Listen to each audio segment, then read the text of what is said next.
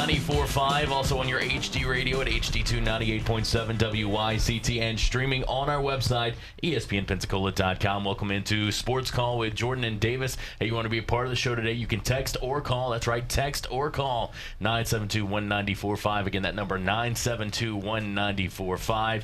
A busy show on today, but of course, we got to start this off with the NBA playoffs. And in Game 1 of the NBA Finals, the Raptors take it at home 118-109. This was a close game, but it seems like more was talked about what happened after the game between Drake and Draymond Green than what actually happened in the game. But as far as the game goes, before we get to the Drake stuff, as far as the game goes itself, I thought Toronto played exactly how I thought they would play. Game 1 at home, they were fast, they were physical, they were aggressive, they were in Golden State's face, and because of that, I think they were able to hold on and pull away with that win. Just a solid victory, really, on their part. They stayed. There was a lot of lead changes at the beginning, but once Toronto really started to get a rhythm going, they managed to hold that lead. And shout out to Pascal Siakam. Siakam, the power forward for the Toronto Raptors, a guy that, frankly, you didn't hear his name very much during the regular season, but during the playoffs, he is really stepping up.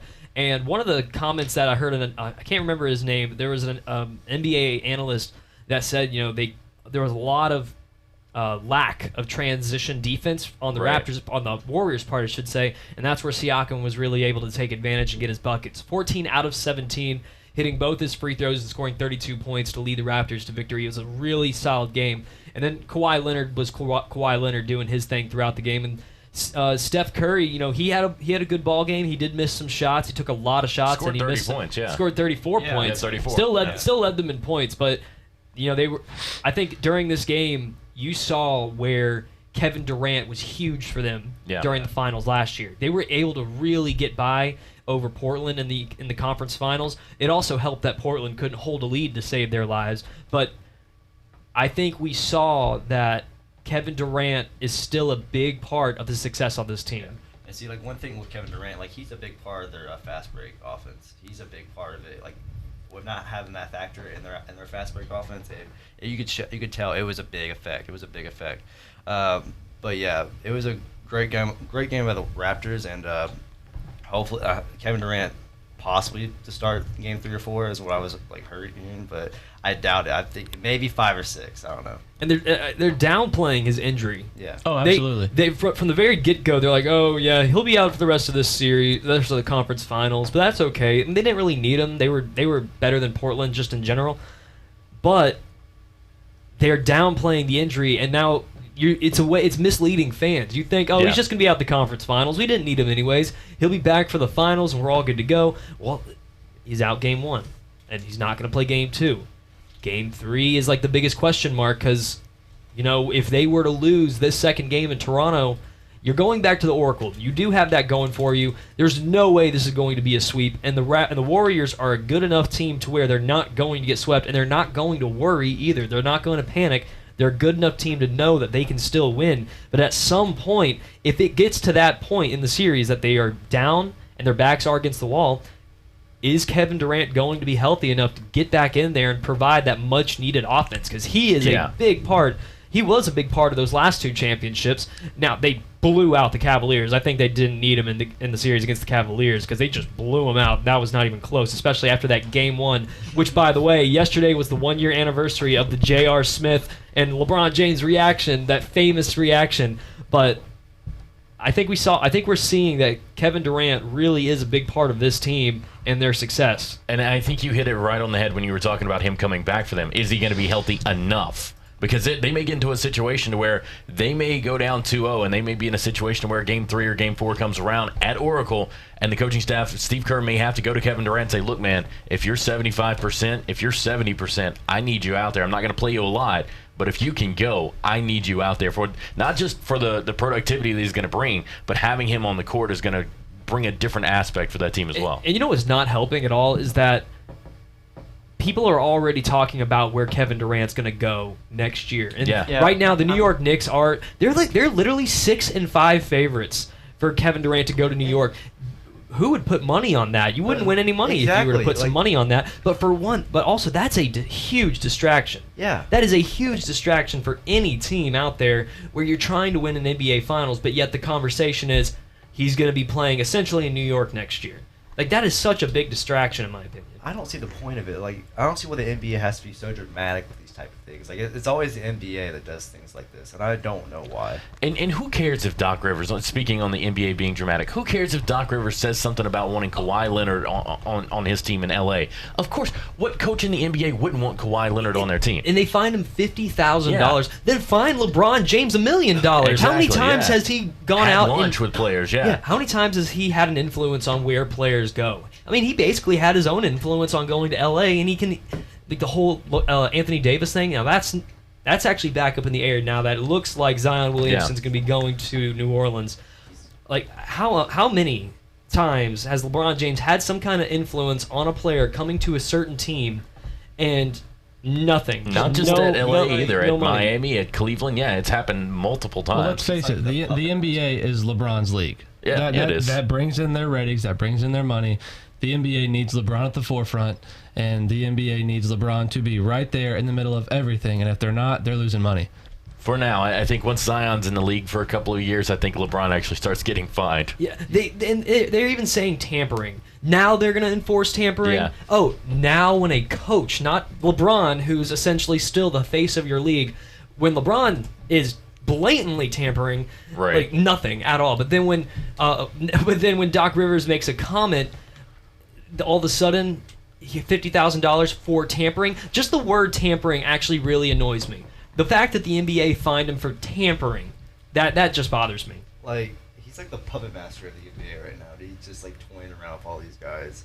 But the other thing is that LeBron, like, it's just his league. It doesn't, like, he just has so much control, and it's kind of weird to have that much control as a player. I don't understand like how a player has that much control. Well, you don't see another league around any sporting world where a player has that much control. But, this brings me to another point. Andre Iguodala went down, too, the other night with about 3 minutes left in the game, and it looked kind of like he might miss game 2. And if he misses game 2, they're going to be without KD, Iguodala, and Boogie Cousins. Yeah, that's a big hit. Let's keep in mind, Iguodala, I always have some trouble saying his last name.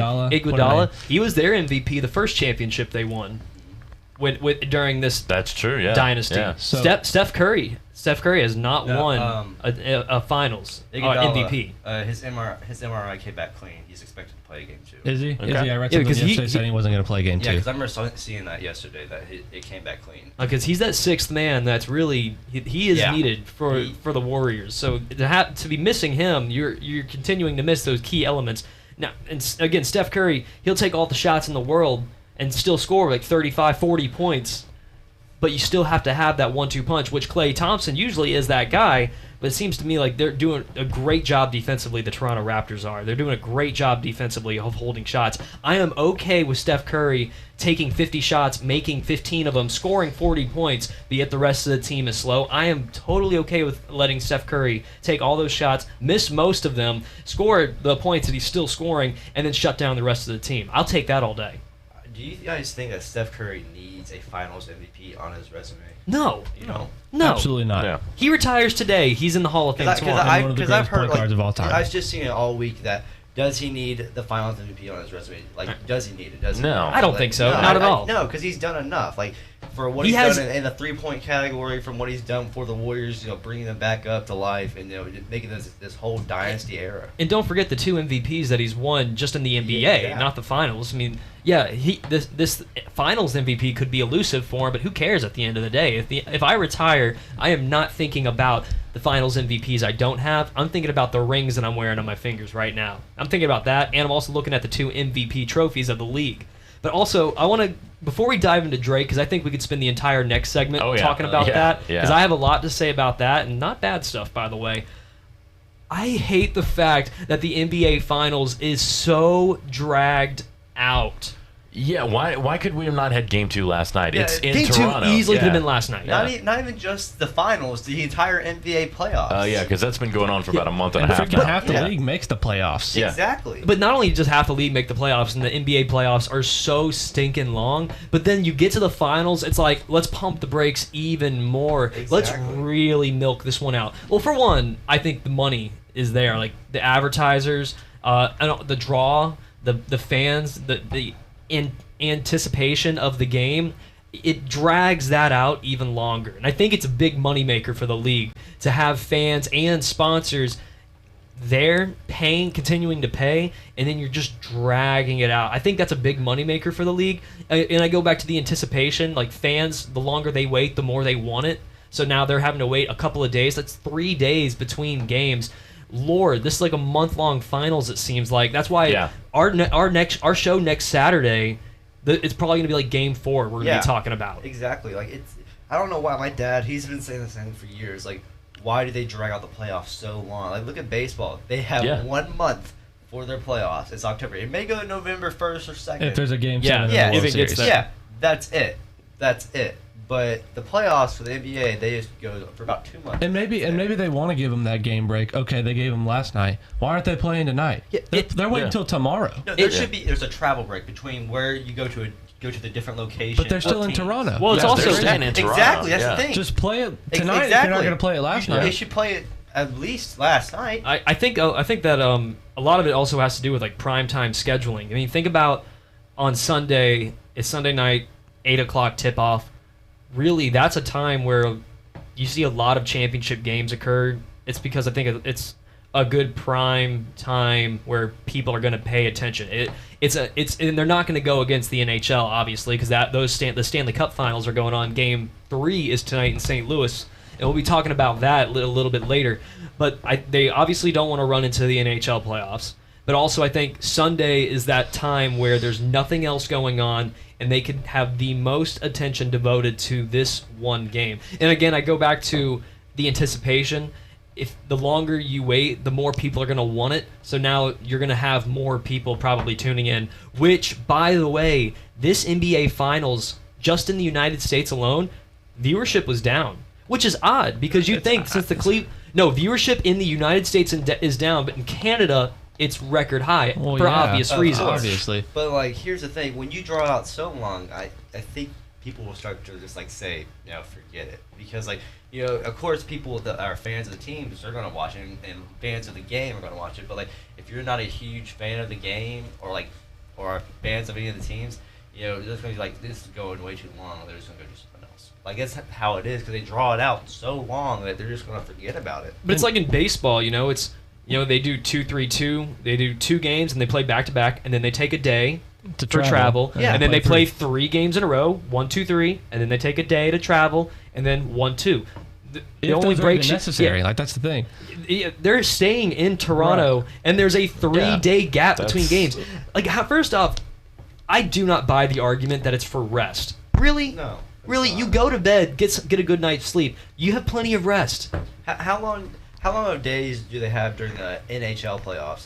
How many days of rest? I think it's 2 if it's you get a day of rest if you're staying in the same city. If you're traveling, I think it's 2 days. But in hockey, and that's a contact sport. Dude, hockey, I completely buy the argument that you should have some rest days because that is a very physical. Exactly. That's a very physical sport. Your body gets drained constantly.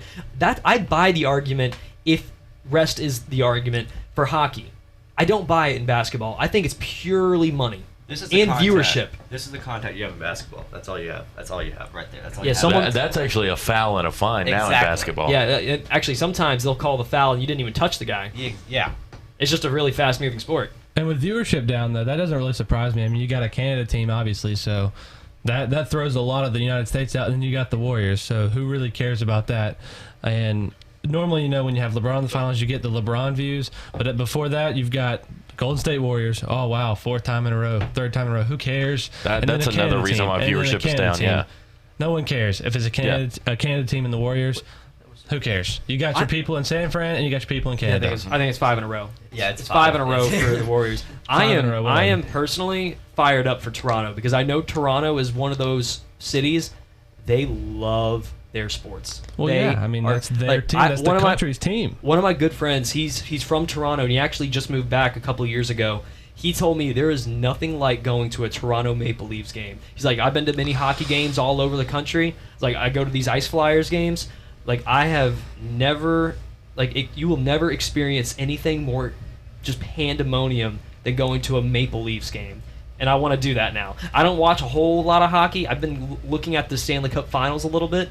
But I want to go and experience that. Just a Blue Jays game. I want to go to a Blue Jays game. Just the atmosphere and just the fanatics of these fans. It's incredible, and I want to experience it. If the Blue Jays ever go to the World Series, I want to go experience it. Well, last time they went to the World Series, ended in the last walk-off home run. Yeah. Joe Carter. Yeah, that's right. And that'd just be an amazing atmosphere. Well, just to see that for baseball, period.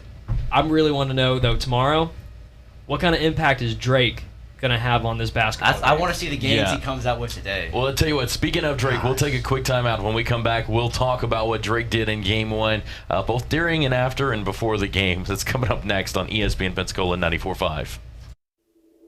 It is the veteran, not the preacher, who has given us the freedom of religion. It's the veteran, not the politician, who has given us the right to vote. It's the veteran, not the poet, who has given us the freedom of speech. The veteran, not the campus organizer, who has given us the freedom to assemble. It is the veteran, not the reporter, who has given us freedom of the press. It is the veteran, not the lawyer, who has given us the right to a fair trial. We should all be very proud of our young men and women in the service, no matter where they serve. Thank you. To give batters a different look, pitchers throw a changeup. Your idea of a different look is sunglasses. That's true. But La Quinta Inns and Suites is really taking the different look thing to a new level. Definitely a major league makeover, starting with a bolder, brighter lobby full of comfortable spaces to let you settle in. Or chill out in front of a big flat screen like Wingo would. Oh, you know it. It's a changing La Quinta look to help you get in the zone and look sharp when you hit that big meeting. Prepare to win at business with La Quinta Inns and Suites. Book now at lq.com. Hear ye, hear ye. I bringeth thee a message from... a message from the king and his new trumpeter, Stephen. The king wishes me to convey his favor to thine team and thine tailgate. Not yet. He invites thee to let the Bud Light flow forth. And he also wishes me to tell thee that he toasts thee. Waiteth until the end, Stephen! With game day's favorite light lager and the slogan of his kingdom... Oh! Dilly dilly! Enjoy responsibly. Bud Light Beer, AB, St. Louis, Missouri. Summer's here, and it's time for a Luau Bash Bike Night at Harley-Davidson of Pensacola. Thursday night, come out for music from Nana Fly, free drinks from Harley's Angels, food from Dragon Express Catering, and prizes for the best Hawaiian-style shirts. Saturday noon till 3, come out for the Bikini Bike Wash. Let the Harley's Angels do the dirty work while you enjoy complimentary drinks, burgers, and dogs hot off the grill. For all event details, check out Harley-Davidson of Pensacola on Facebook. Hi, I'm Danica Patrick. Watching my nieces grow, play, and learn is amazing, but not every child gets to be carefree. 1 in 6 kids in the U.S. are hungry. This breaks my heart, and it's something that Feeding America is working to change. Each year, the Feeding America network of food banks rescues billions of pounds of good food that would have gone to waste and gives it to families in need. To help, visit feedingamerica.org. Brought to you by Feeding America and the Ad Council. Here are the ESPN Pensacola 94.5 contest rules. You can win one prize per household per contest in any 30-day period, unless specified by individual contest rules. All prizes on ESPN Pensacola 94.5 are non-transferable, non-redeemable in cash, nor exchangeable for any other prize. ESPN Pensacola 94.5 prizes must be redeemed within a 30-day period of winning, and you must be 18 years of age or older to win. For a complete list of rules, visit ESPNpensacola.com.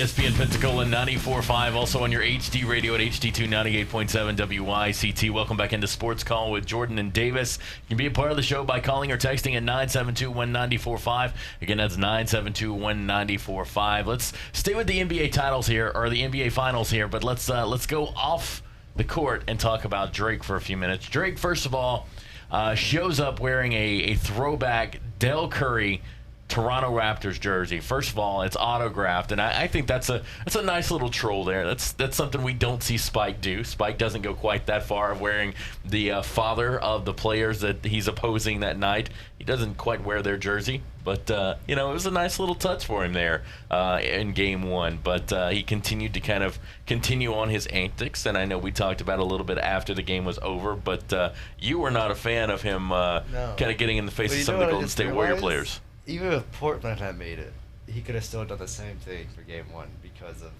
Yeah.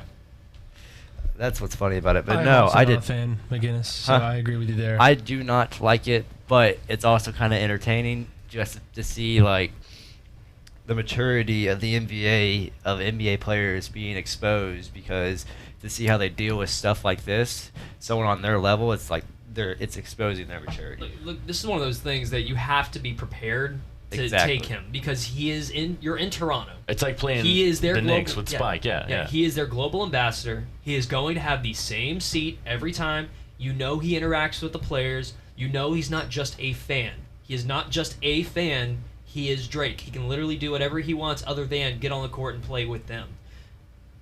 I think as a basketball player, as an opposing basketball player, you have to know that and just channel him out. And then, the bicker that he had with Draymond Green where he said he was trash, I think that's fine. It's not like he was going on the court and getting in his face. In fact, he stayed in his spot. He stayed in the spot that he is allowed to be in.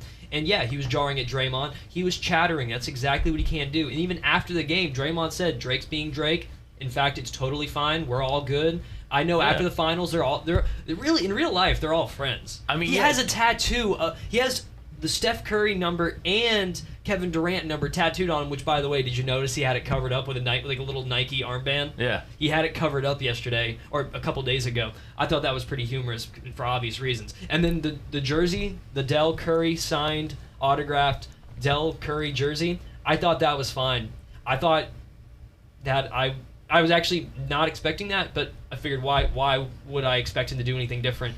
I expected, in a way, I should have expected that. I just didn't know Dell Curry played for the Raptors at one point.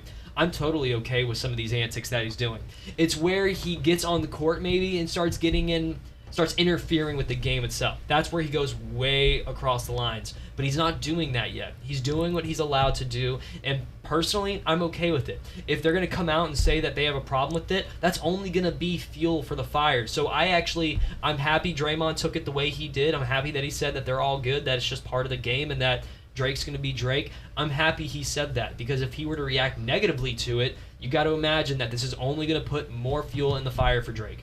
Yeah, no, and I'm glad that these two agree with each other, because I agree with you, Davis. I think that I think that for this situation, I think people are kind of making a little more out of it than what it should be, especially on social media with the different memes and stuff. I understand they're just having fun with it, but at the same time, this was Drake being Drake. I mean, he's becoming the new Spike Lee for the NBA. That's exactly what he's doing, and I think that's what he wants. That's what he wants to be considered like is Spike Lee. So I think there's no problem with it. And like you said, Draymond Green had no problem with it after the game. I'm gonna give a attaboy to Draymond Green for handling it the way he did. He just kept walking on off the court.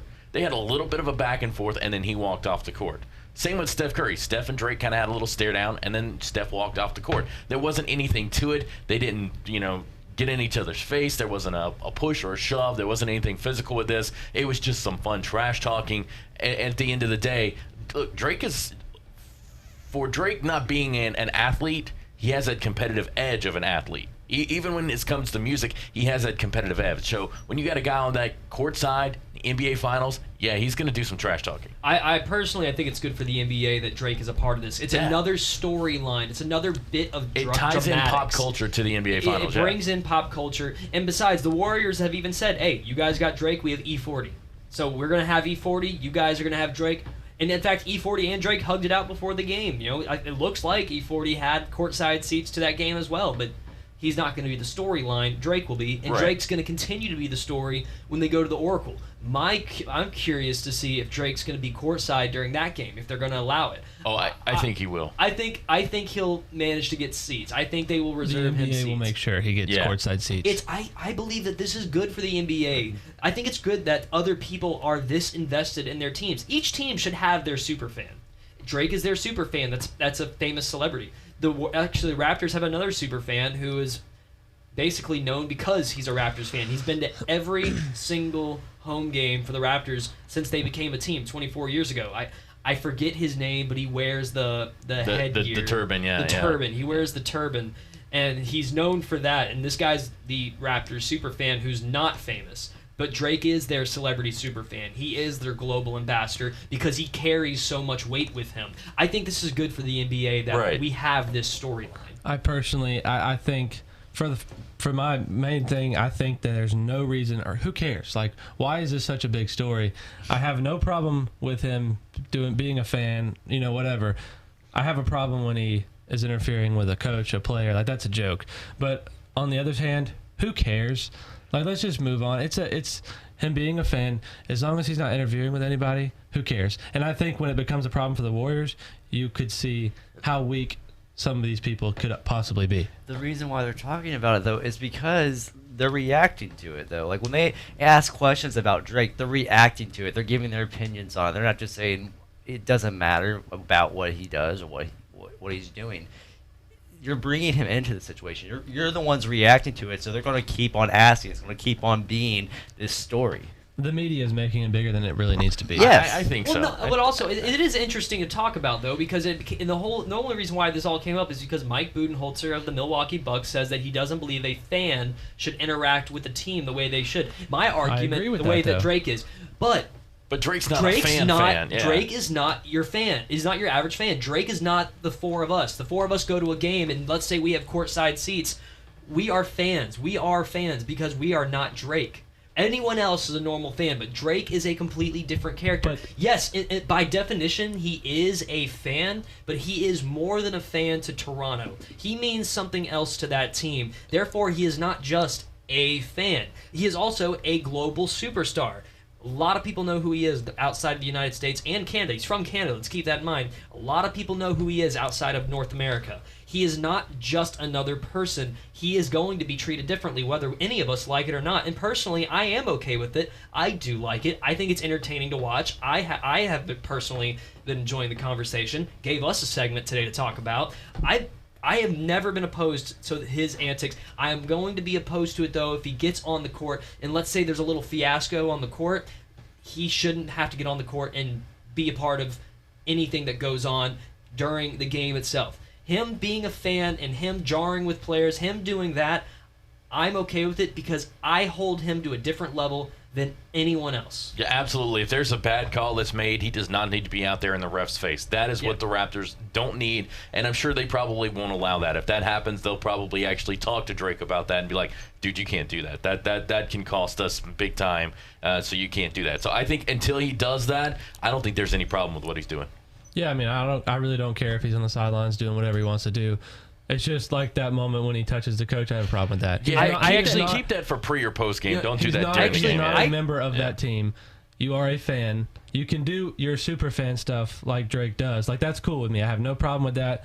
I just have a problem when you get involved with a team that you are no part of. But if the Raptors are okay with it, then why is it a problem? Wait, what? I want to hear Drake's opinion on all of this. So, like, if someone asks him, why are you touching the coach? Hang on, I'll call him. Like, I want to hear his opinion. Let's get him on the show. Hold on, let me call him. We'll get him on the show. But yeah, I want to hear what he has to say about that, though. Like, I want to hear someone not just ask the players, but ask Drake, why are you touching the coach? Why are you getting involved in it? Well, I don't think he was over here like, all right, at this time I'm going to go ahead and give Coach what the hell is his last name? Almost said Nolte, like thinking of Blue Chips. Like Nick Nolte from Blue Chips. Yeah. We'll Nurse. It began with Nurse. Nick Nurse. It's Nick Nurse. I almost said Nick Nolte, who played the head coach from Blue Chips, but no, Nick Nurse. I don't think he went over there and planned on doing that. It was just kind of like an emotional thing where he quickly like rubbed his shoulders. But Nick Nurse didn't respond to it at all. He probably didn't even know Drake did it. He probably thought it was one of his players or his assistant coaches. Well, yeah, or maybe he did know. Right. Maybe he did know that Drake did that, but he's okay with it because they know that Drake has a certain position on this team. Dude, Justin, your face is so red right now. He brought up Nick Nurse's picture and just like lost it. What is it? Is it his name? Is it his picture? Let's clarify. This is Justin too. Justin, like, yeah, like this is. It's just Like, I don't know. He just looks like a whole nerd. I don't know. I will say this. Nick Nurse looks like a doctor. I will say this. Nick Nurse looks like he could be a doctor. Nurse the doctor? Yeah, Dr. Nurse. He couldn't be a nurse? He could be, but I'm just saying he looks like a pediatrician. Yeah. Like, he does. Look at him. Here, let me turn it around. He looks like a pediatrician. So, you have that's a very nice photo. He has a nice pair of... Hey, do you not like glasses? No, I've got no problem with glasses. glasses. What do you have against glasses? Dude. What's up, Tom Cruise? What's up? Top Gun? Like, to round this out, personally, I think if the Raptors had that relationship with Drake, as long as Drake is not getting on the court, getting involved in the things that are going on during the game, physically on the court, I have no problem doing what he's doing as long as Toronto is okay with it. If opposing teams have a problem with it, then I would want him to do almost even more, although, again, not take it as far. But as long as Toronto's okay with it, as long as he's not breaching any crazy rule, I'm okay with what he's doing. All right, well, on that note, we will be back with Pensacola's very own version of the Dan Le Batard Show. It's Sports Call with Jordan and Davis coming up right after this on ESPN Pensacola 94.5. Florida, with its sunny weather and beautiful beaches, is a great place to walk and bike. Alert Today Florida encourages you to think beyond the driver's seat. Consider making a trip or two per week on foot or by bike. Active transportation like walking and biking can improve your health, reduce stress, and give you a few minutes to enjoy the sunshine. And here are a few tips to help you walk and bike safely. Remember, when walking, cross in the crosswalk and obey the pedestrian signals. And when riding, obey traffic laws and always ride in the direction of traffic, because safety doesn't happen by accident. There are kids in this country who didn't have a parent at their baseball games or recitals because their parents were serving in faraway places.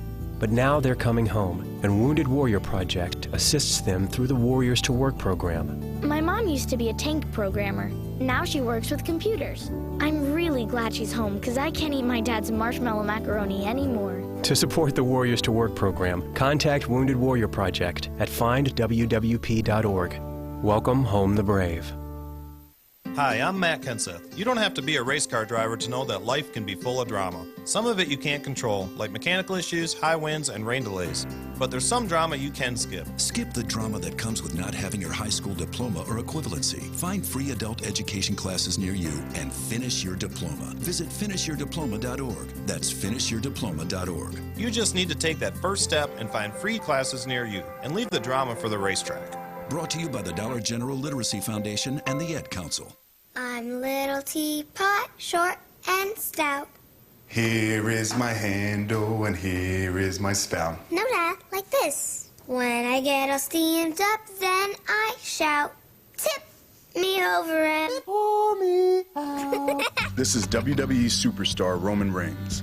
It only takes a moment to make a moment. Take time to be a dad today. Visit fatherhood.gov, brought to you by the U.S. Department of Health and Human Services and the Ad Council. Our Pensacola Wahoos are back for another season, and with the new season comes some fresh and new changes. Our Wahoos are now the new AA affiliate of the Minnesota Twins, and they have a new broadcast home here in Pensacola, right here at your hometown station for hometown sports, ESPN Pensacola 94.5. Catch all the Wahoos action from home and away with Chris Garagiola. Wahoos baseball presented by Denny's on the new official flagship station for the Blue Wahoos, ESPN Pensacola 94.5 and ESPNpensacola.com. ESPN Radio is taking over ESPN News. You can now watch your favorite radio shows all in one place. From Golic and Wingo. Oh, yeah. To the Dan Le Batard Show with Stugotz. All right, I'm available every day, thanks. To the Stephen A. Smith Show. I just don't understand this guy. To the Will Kane Show. It's my job to tell the truth. From morning to night, the best of ESPN Radio is now available on ESPN News.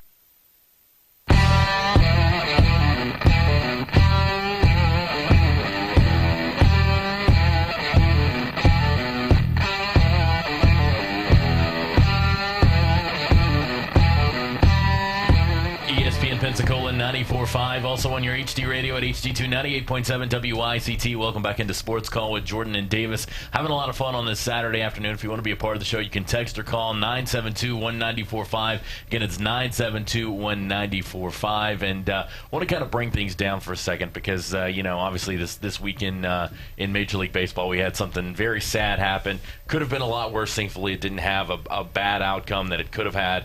But you take a look at the situation, and it brings up the whole topic of fans getting hit with foul balls and just the whole broken bats flying into the stands, foul balls going into the stands.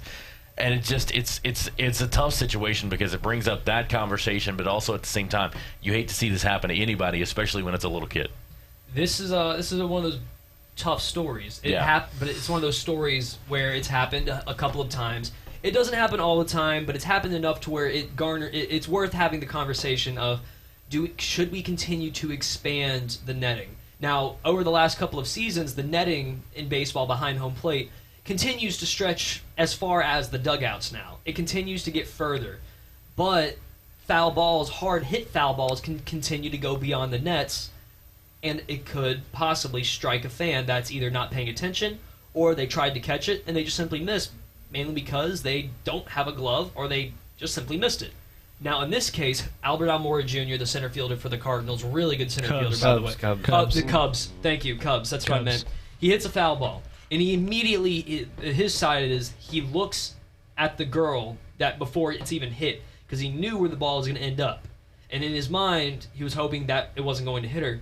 And it hits her. He sees it, and he immediately, takes his arms and kind of puts him over his head. He has the bat. The catcher even was looking, and he looked away as soon as it hit the girl.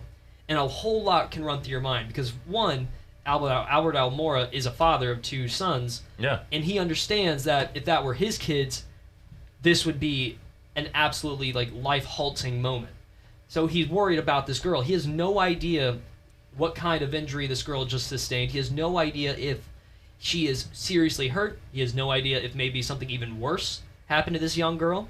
Now, the camera shot shows, and it's really chilling, because when it happens, a lot of fans are standing up, turning around, they knew something just happened. The mother of the girl is screaming. You could see it, and then the dad's scrambling, picking up his daughter. They do a camera shot on the girl, and you see that she's crying, but the big thing is that she's awake. She's conscious and clearly hurt, but not anything worse, like being unconscious and possibly leading to something a whole lot worse, and a whole lot different. But the good news coming from this is that the reports are that she's doing better. She's recovering. Things are good.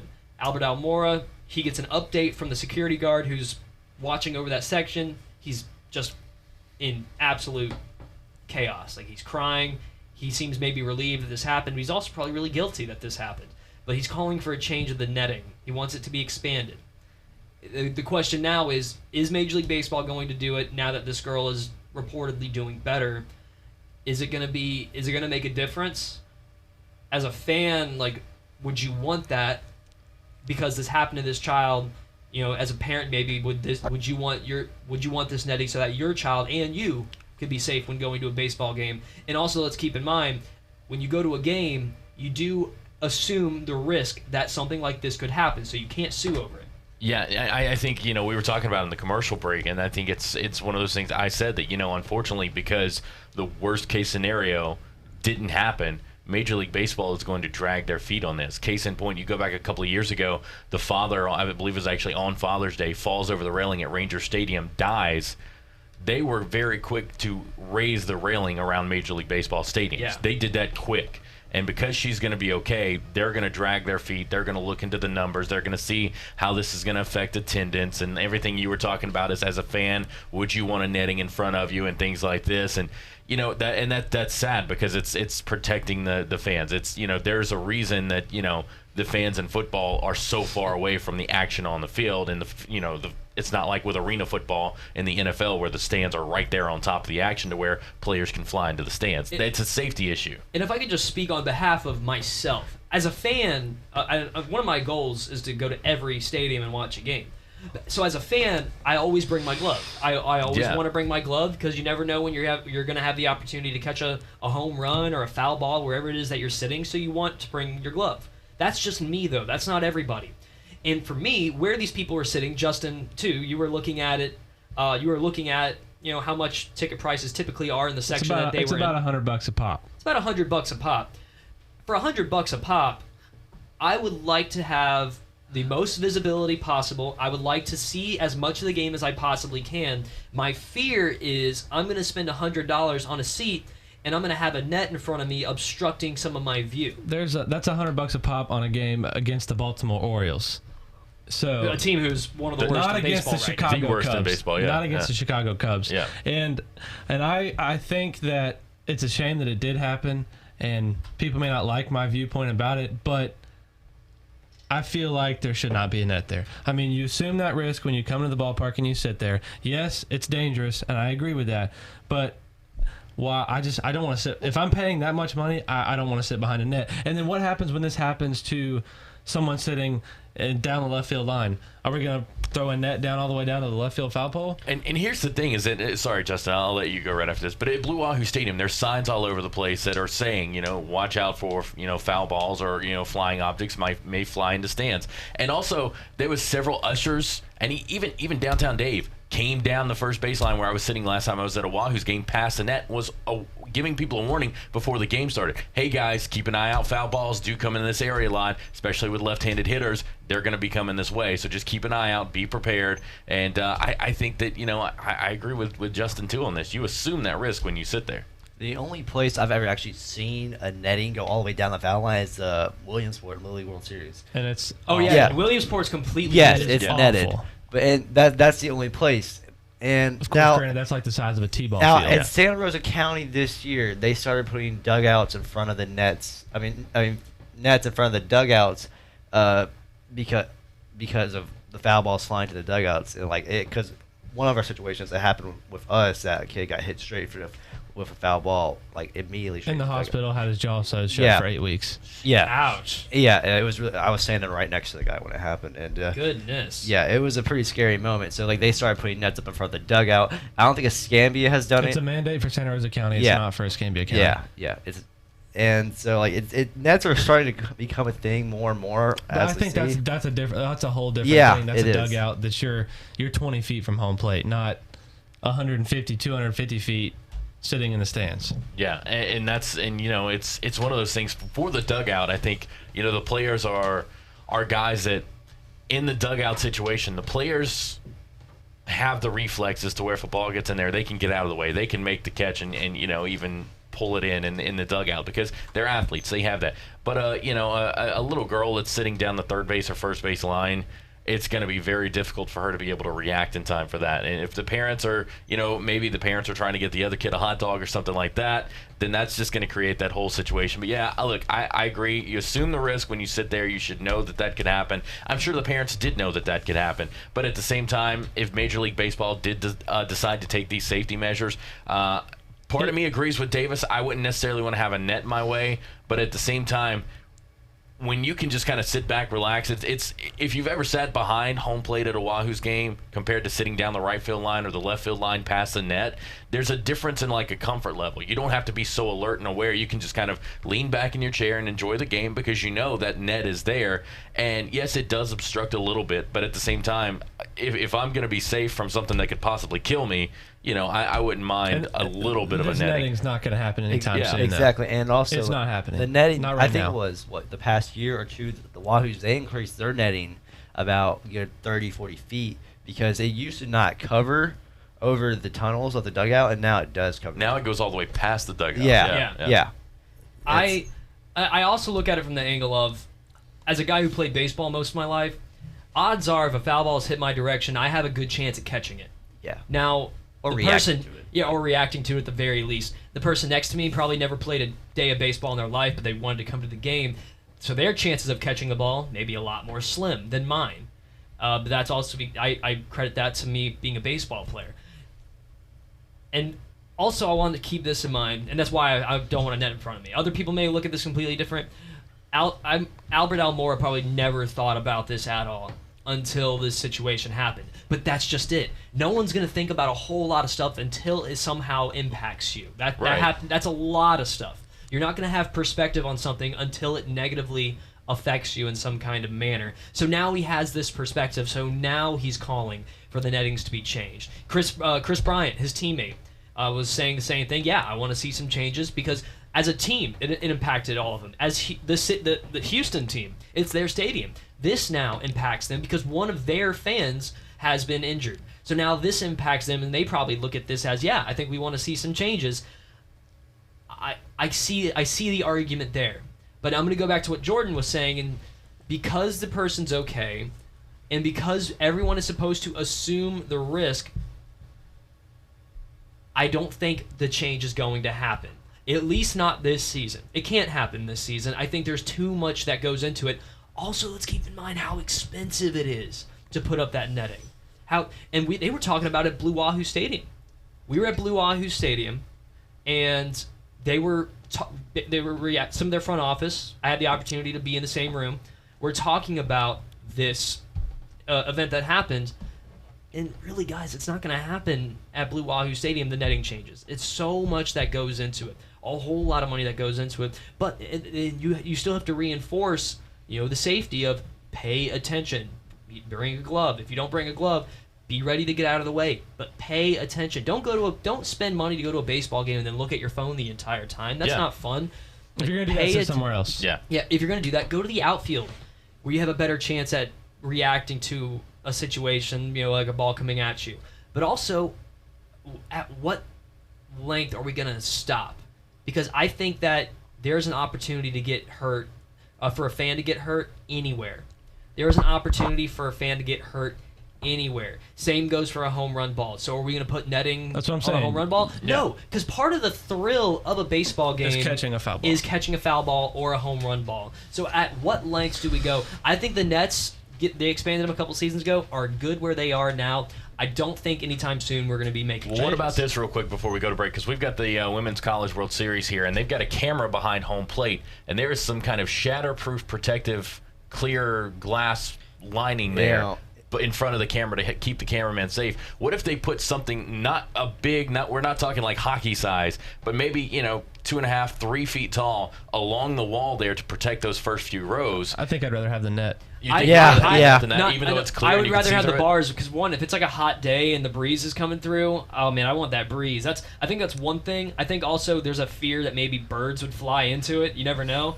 That's a good point. Yeah. And the reason why they put those up is because the past couple of years, there's just been cameras getting shattered by foul balls coming back in Little League and in softball. It's just been like that. That caught my attention, and I was like, well, that's clear, so that would take care of the being obstructed by the net view. You ever been to a Topgolf? You ever been to a Topgolf? Yeah. Not yet. I plan to.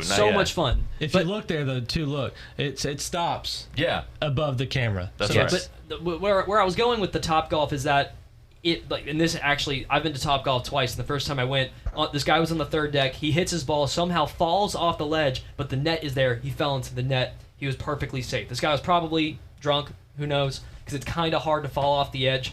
But when he fell, the net caught him. And I've been wondering why stadiums like over at Arlington, over at Globe Life Park where the Rangers play, where there's been a couple of incidents where a fan has fallen off the ledge and has died. This has happened twice, where a fan has fallen off the ledge and died. How has there not been a protective netting there?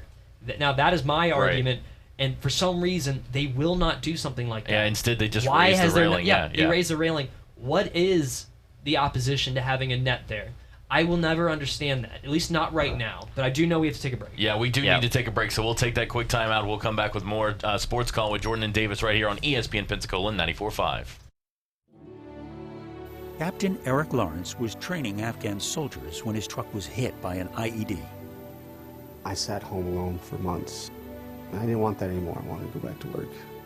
PBA helped me write my resume, got me a job interview. I got the job. Paralyzed Veterans of America, changing lives, building futures. To learn more, visit pva.org. A public service message from Paralyzed Veterans of America. ESPN Radio is taking over ESPN News. You can now watch your favorite radio shows all in one place. From Golic and Wingo. Oh, yeah. To the Dan Levitard Show with Stugotz. All right, I'm available every day. Thanks. To the Stephen A. Smith Show. I just don't understand this guy. To the Will Kane Show. It's my job to tell the truth. From morning to night, the best of ESPN Radio is now available on ESPN News. What if people had a battery level icon? Like on your phone? You'd see a lot of us in need of a recharge. Thank goodness there's 5-Hour Energy. Because just one sugar-free, vitamin-packed 5-Hour Energy shot can get you all the way back to 100% fast. And isn't life better at 100%? 5-Hour Energy. Get back to 100%. For more information, visit 5hourenergy.com. To give batters a different look, pitchers throw a changeup. Your idea of a different look is sunglasses. That's true. But La Quinta Inns and Suites is really taking the different look thing to a new level. Definitely a major league makeover, starting with a bolder, brighter lobby full of comfortable spaces to let you settle in. Or chill out in front of a big flat screen like Wingo would. Oh, you know it. It's a changing La Quinta look to help you get in the zone and look sharp when you hit that big meeting. Prepare to win at business with La Quinta Inns and Suites. Book now at LQ.com. When working at a growing business, you wear many hats. The new business hat, the buying toner for the copy machine hat, the sifting through tons of resumes hat. You can throw away that last hat thanks to Indeed.com. When posting your job, Indeed lets you add screener questions that give you a less time-consuming route to your short list of qualified candidates. So go ahead, dust off that extra long lunch hat. Hiring's better when you've got your short list.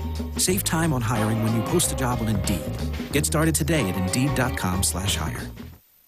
There's only one natural ingredient that could instantly shift your mood, help you focus, lower stress, and boost your self-confidence. It's available everywhere, works immediately, is affordable, and can change the quality of your life forever. It's called playing music. Side effects include restless foot syndrome, spontaneous undulation, and can be highly contagious. If a smile doesn't last for more than 4 hours, consult your nearest music store. Just play. Your prescription to a better life. Brought to you by the NAM Foundation.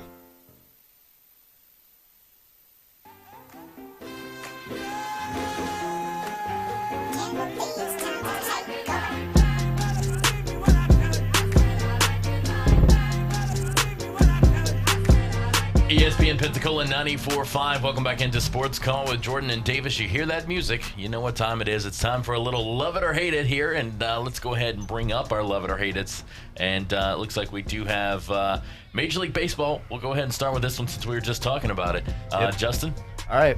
MLB will change the netting to cover much of the foul territory. At least not this season. I hate it. I hate it because I just think it'll continue to obstruct fans' view of the game. And because, thankfully, this did not turn into a tragic situation, thankfully, I think the MLB will go a little bit slower on making any kind of moves. So at least for the rest of this season, I hate it. Yeah, and I want to go back. Last segment when I was talking about this, I said, unfortunately, it didn't go as bad as it did. I meant to say, fortunately, it didn't go as bad as it did. I call it that. I just never corrected it. But I do hate it as well. I don't think this is going to happen. Like I think Major League Baseball is going to kind of just basically do what they need to do and say, well, we're looking into it, we're doing research, and we're doing that until it just fades out, and then they're just not going to worry about it. Hate it. Not going to happen. I don't really want it either. I hate it. I hate it. All right. Drake will not be allowed to sit courtside at the Oracle. I hate it. I think that he's, again, good for the game. Now, there definitely will be a lot of eyes on him and making sure he doesn't do something stupid while at the Oracle, but even at their house, I think he'll be sitting courtside. Yeah, I hate it too. I think he's going to be courtside game 3. Yeah. I think he will be courtside, but I would love it if he wasn't. Our stadium, you can get your own normal seats. Yep, I love it. NBA will come up with new rules regarding celebrities on courtside. I think there will be some kind of updates to the rule, but there's not going to be any drastic changes. But I do believe, I love it, I do believe that there is going to be some kind of small changes that they're just going to keep an eye on. But other than that, I don't think anything drastic. So I love it that there's going to be some changes, but I don't think it's going to be anything crazy.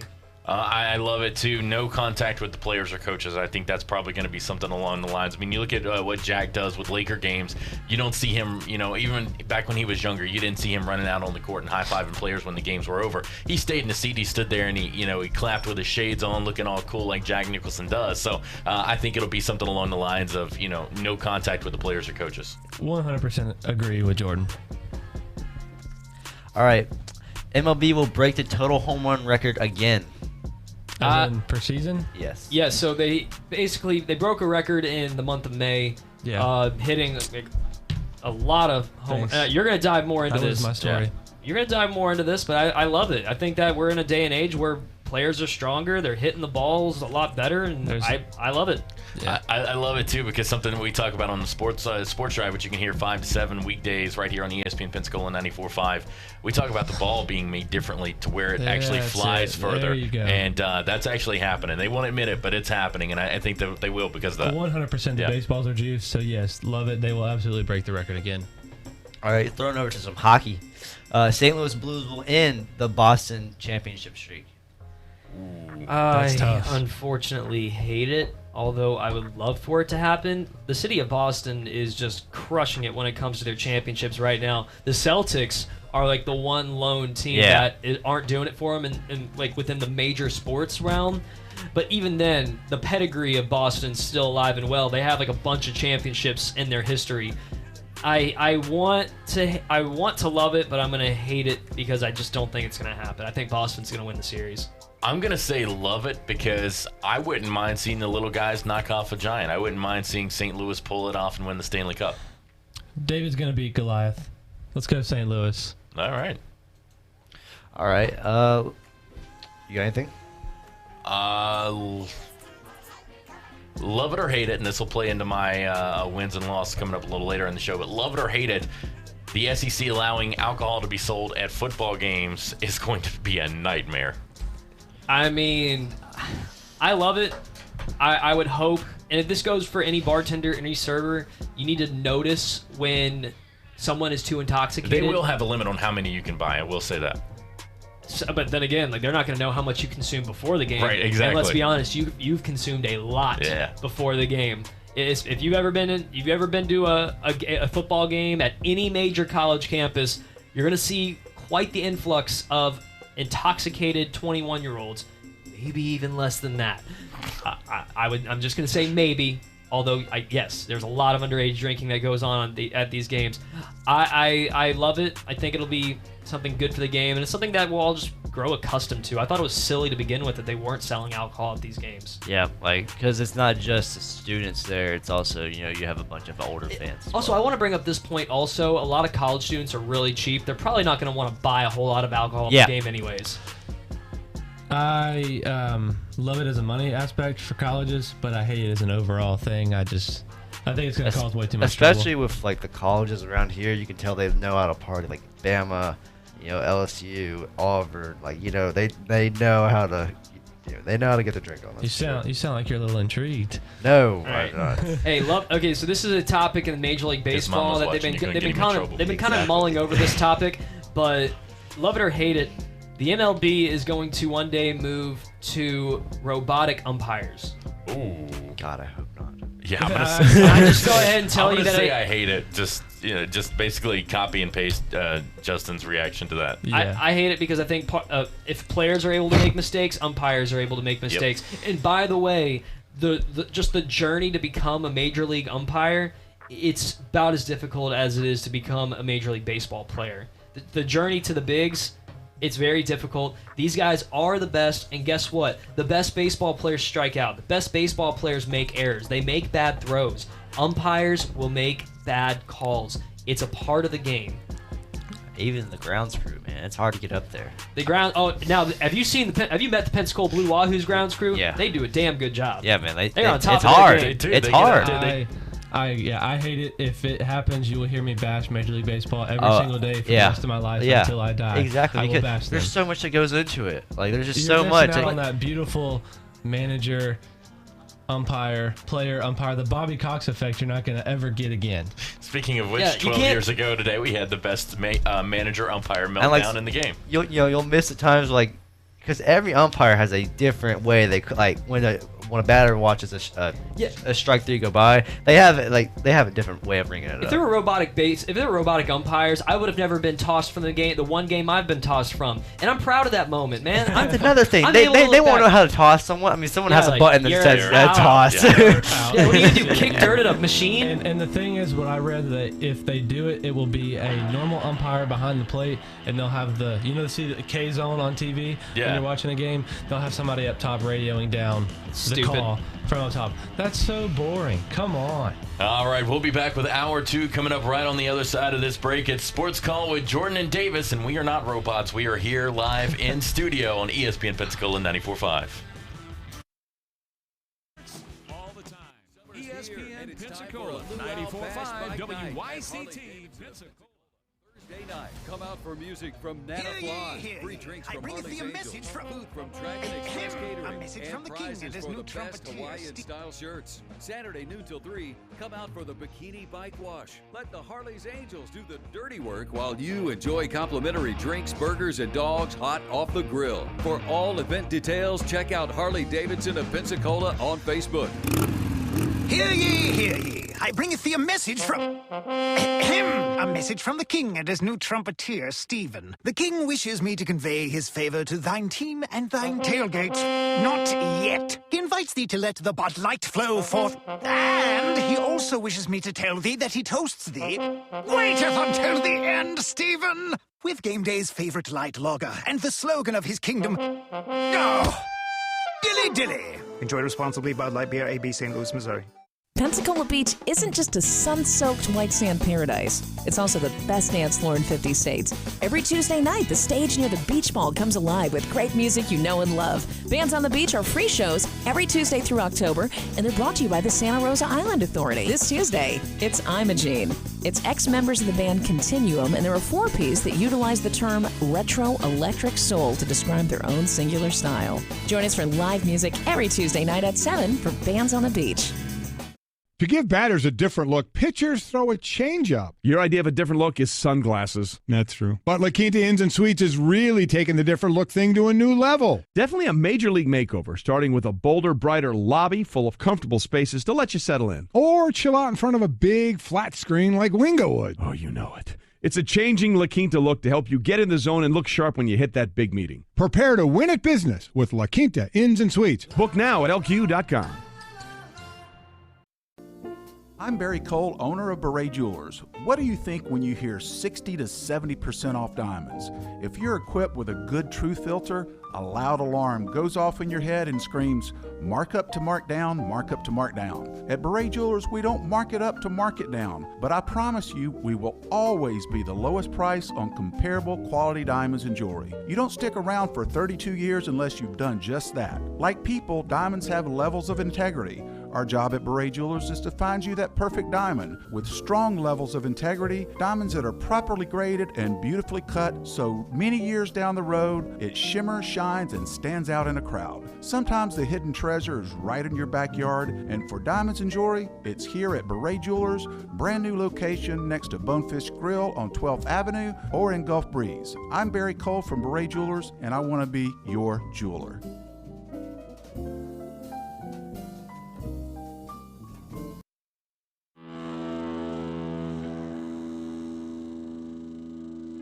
From local to national, they've got you covered. Every team, every sport, every game. Sports Call with Jordan and Davis starts now on ESPN Pensacola 94.5.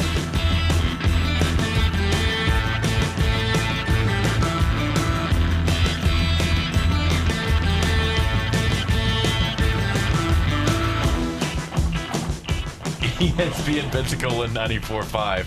Welcome back into Sports Call with Jordan and Davis. We are really having a lot of fun here in studio today, and that's not a bad thing. And we want to keep it going here with some NHL playoffs. We've got the Stanley Cup Finals going on right now. It is the Boston Bruins. It is the St. Louis Blues, and this is an interesting matchup because we've got the Bruins, who had, I think a lot of people were, expecting them to make it to this point. But then you got the St. Louis Blues, who just really kind of come out of nowhere, and they come out choked on a 2-0 lead in Game 1. You know, Boston comes back, wins that one 4-2. But St. Louis rebounds Game 1, ties it up at 1 game apiece. And now we've got Game 3 tonight. I believe it is in St. Louis, I believe. So tonight, 7 o'clock. Those guys over at KMOX there in St. Louis are going to be calling the game, I'm sure. And it's going to be a fun game tonight. You know, it's been 49 years since the Blues fans have been able to experience something like this. It's been 1970 since they've last been to a Stanley Cup final. And they're going to be facing off against a team that's been to the finals 3 times since 2011. So I want St. Louis to win this one so bad. But they do have an uphill climb because Boston, again, the team that's been there multiple times, and they took Game 1 in Boston. Like, this is a team that should be favored to win it all.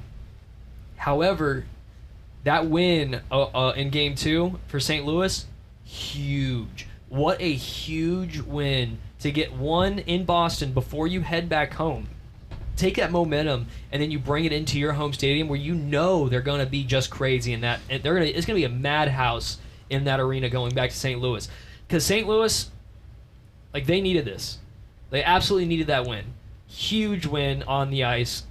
Going into this game, I would like to favor St. Louis in Game 3 back at home. I'll give my full prediction. I would like to favor them. Now, I did give my bold prediction and say that I think Boston is still going to win the series. And I hope that doesn't happen. But I think Boston is just too tough of a team. Well, especially because they're going to be going back home here eventually. There will be a Game 5. They're going to be going back home eventually. If St. Louis wants to continue to get in this Game 3 tonight at home, this is a huge game for them. Because eventually, like I said before, it's going to be going back to Boston. This is a huge game tonight for St. Louis. I think if the Blues even stand a chance at winning this series, they have to win tonight. If they don't win tonight, the Bruins, they'll win it. It could be tough. It'll be over. Basically. Yeah, not to go back to the NBA Finals, but what I said for Toronto and that, a key for them was that they had to pull off a game. They had to win in Golden State. For St. Louis to win the Stanley Cup, they were going to have to win in Boston. They did that in Game 2. They almost did it in Game 1. They were up 2-0 in that game, and they allowed Boston to come back and win that game. So technically, if you look at it, St. Louis should really be up 2-0 right now in this series because they had a 2-0 lead in Boston, Game 1. So I think that this is a series that St. Louis has a legitimate shot at winning, and they're a good hockey team this year, and they do have to are going to need to get another one on the road in Boston. But as long as they're in St. Louis, I like them to win it.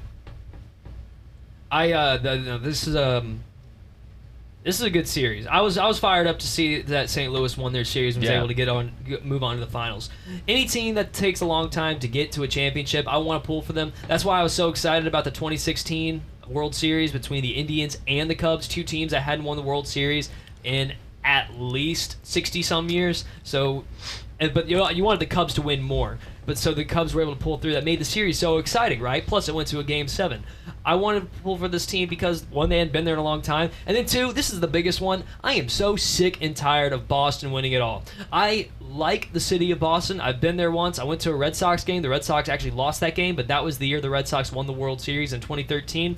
It was actually shortly after the Boston bombing marathon. So, it was just a cool city to be able to hang out in for a couple of days. But I don't want them to win, man. I'm sick and tired of Boston getting to always celebrate. As a Tampa Bay Rays fan, I've gotten to have a Stanley Cup before. I've gotten to have a Super Bowl. My team made it to a World Series, but it's not too often I get to celebrate a championship from my hometown. And Boston gets to do it way too much. So I don't want to see them. I'm just sick and tired of seeing them that happy. I want them to suffer. I want them to at least suffer one loss. And no, don't claim the Celtics as your loss. Okay, that doesn't count. They've had like 1 million championships in their history. You've gotten to taste victory. You've gotten to taste victory a lot more than me. I want Boston to lose this one. And like I said, the winner of this game is going to win the Stanley Cup, and that comes to the fact that the winner of Game 3 has won the Stanley Cup 70% of the time. So you win Game 3, odds are you're probably going to win the Stanley Cup. But that 2-1 advantage, Boston, all they have to do is win one more game, and then that series is tied back up, and then they get to go back home with the series tied. That's why this game right here is critical, and then obviously we don't even have to talk about Game 4. We know how important that game would be if St. Louis were to lose tonight. Sorry. Oh, sorry, Justin. It looked like you were about to make a comment.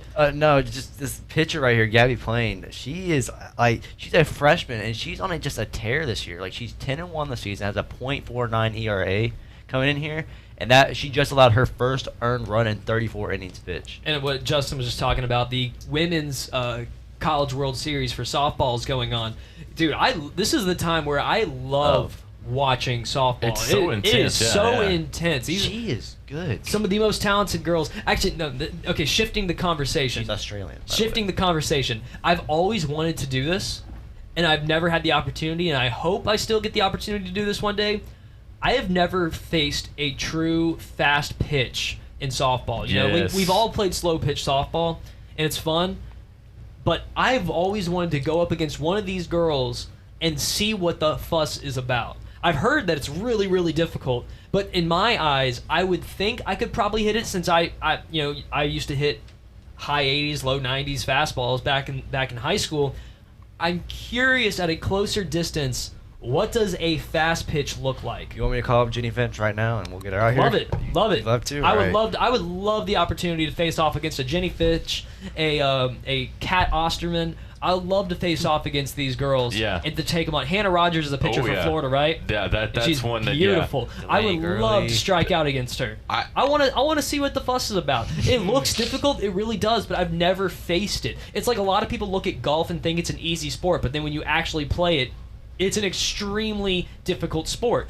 I want to see if I have what it takes to play softball, because also the fences are shorter, and maybe I'll be able to crank a couple home runs.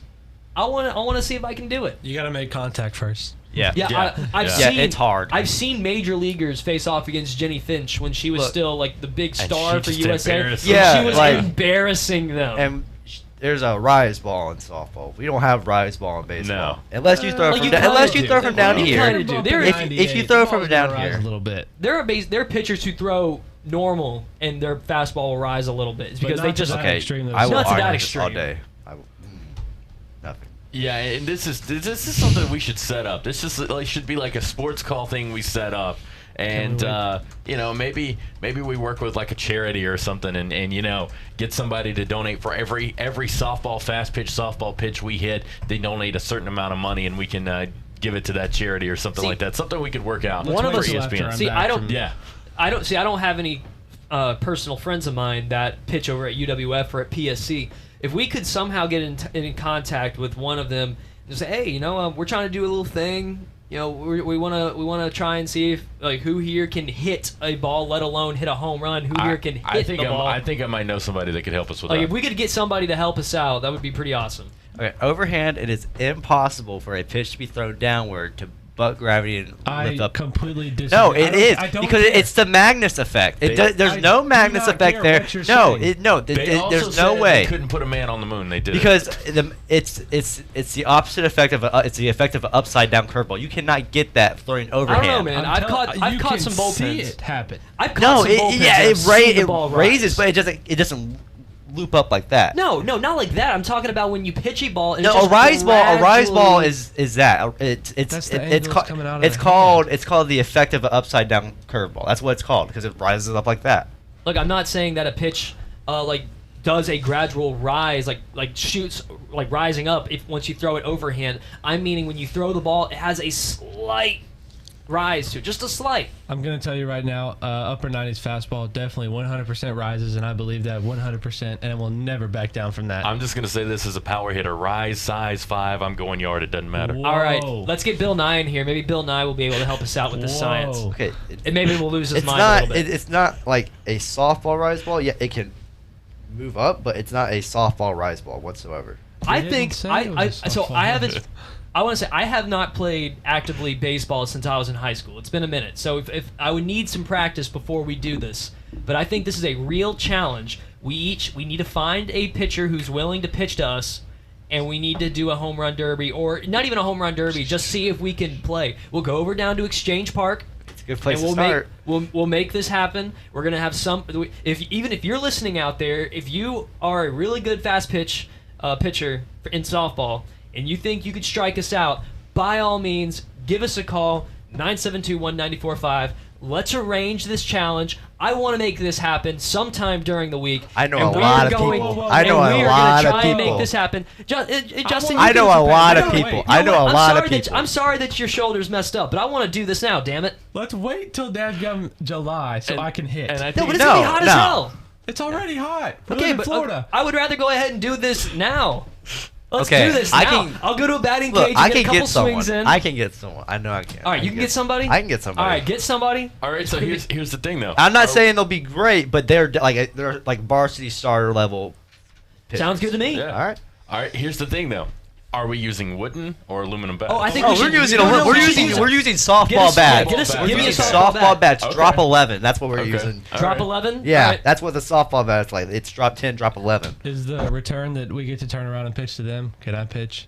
Well, never no, mind, not it's gonna right be a now. while I'll for that. pitch. I was gonna say they don't want me pitching to them. Yeah, like my arm would probably end up on the other side of the field. I'll pitch. Like, All right, I'm in season. I'll pitch. Yeah, Justin could be our pitcher. I'll go to second base. I'll go relive my glory days at second base. Those were the good days. You know what? We just need to work on like a. You know what would be a great idea actually? Is taking all members of the media here. We Yes, can get, I was thinking about. We can We get should start a everybody softball ESPN, team. Cat Country, We News should- Radio, WEBY. Oh, I brought this up. I've been thinking about doing WEBR. this. I've been thinking about it for like the past week. Yeah. I've been thinking about the idea of doing that. Well, hang on. Get all like media members to form a team, and we play a team created from first responders, and we play a game for charity. Oh yeah, That's why I've been thinking about doing it. I want to do a home run derby as well. One of my ideas, and I've told y'all my idea of doing a home run derby where we have kids that are in little league. We do 2 different divisions. We have like a juniors division where you play on the small field, and then you have the adult division, which basically is 14 and up, gets to play on literally these are like grown adults who think they still have it can do this, and money goes to charity. I think this would be an awesome idea. We could do this over at like Bill Bond. Or But like a something. company softball team, like here at ADX. Our boss has already said she would fund that. Let's do it. So Mary, if you're listening, I'm holding you against your word. You going to said play. that you would fund this softball team. So I am going to hold you against that word. I want to still try and make this happen. I could be the leadoff. You got the I'll be 5 spot leadoff. locked down All right, here. I got the 3 hole. I got leadoff. I got leadoff. I'll take the 3 hole. I'll play after I'm done with college ball. All right, well, let's tell you what. We need to take a quick timeout. We'll work on our lineup during the commercial break. We'll be right back with more Sports Call with Jordan and Davis right here on ESPN Pensacola 94.5.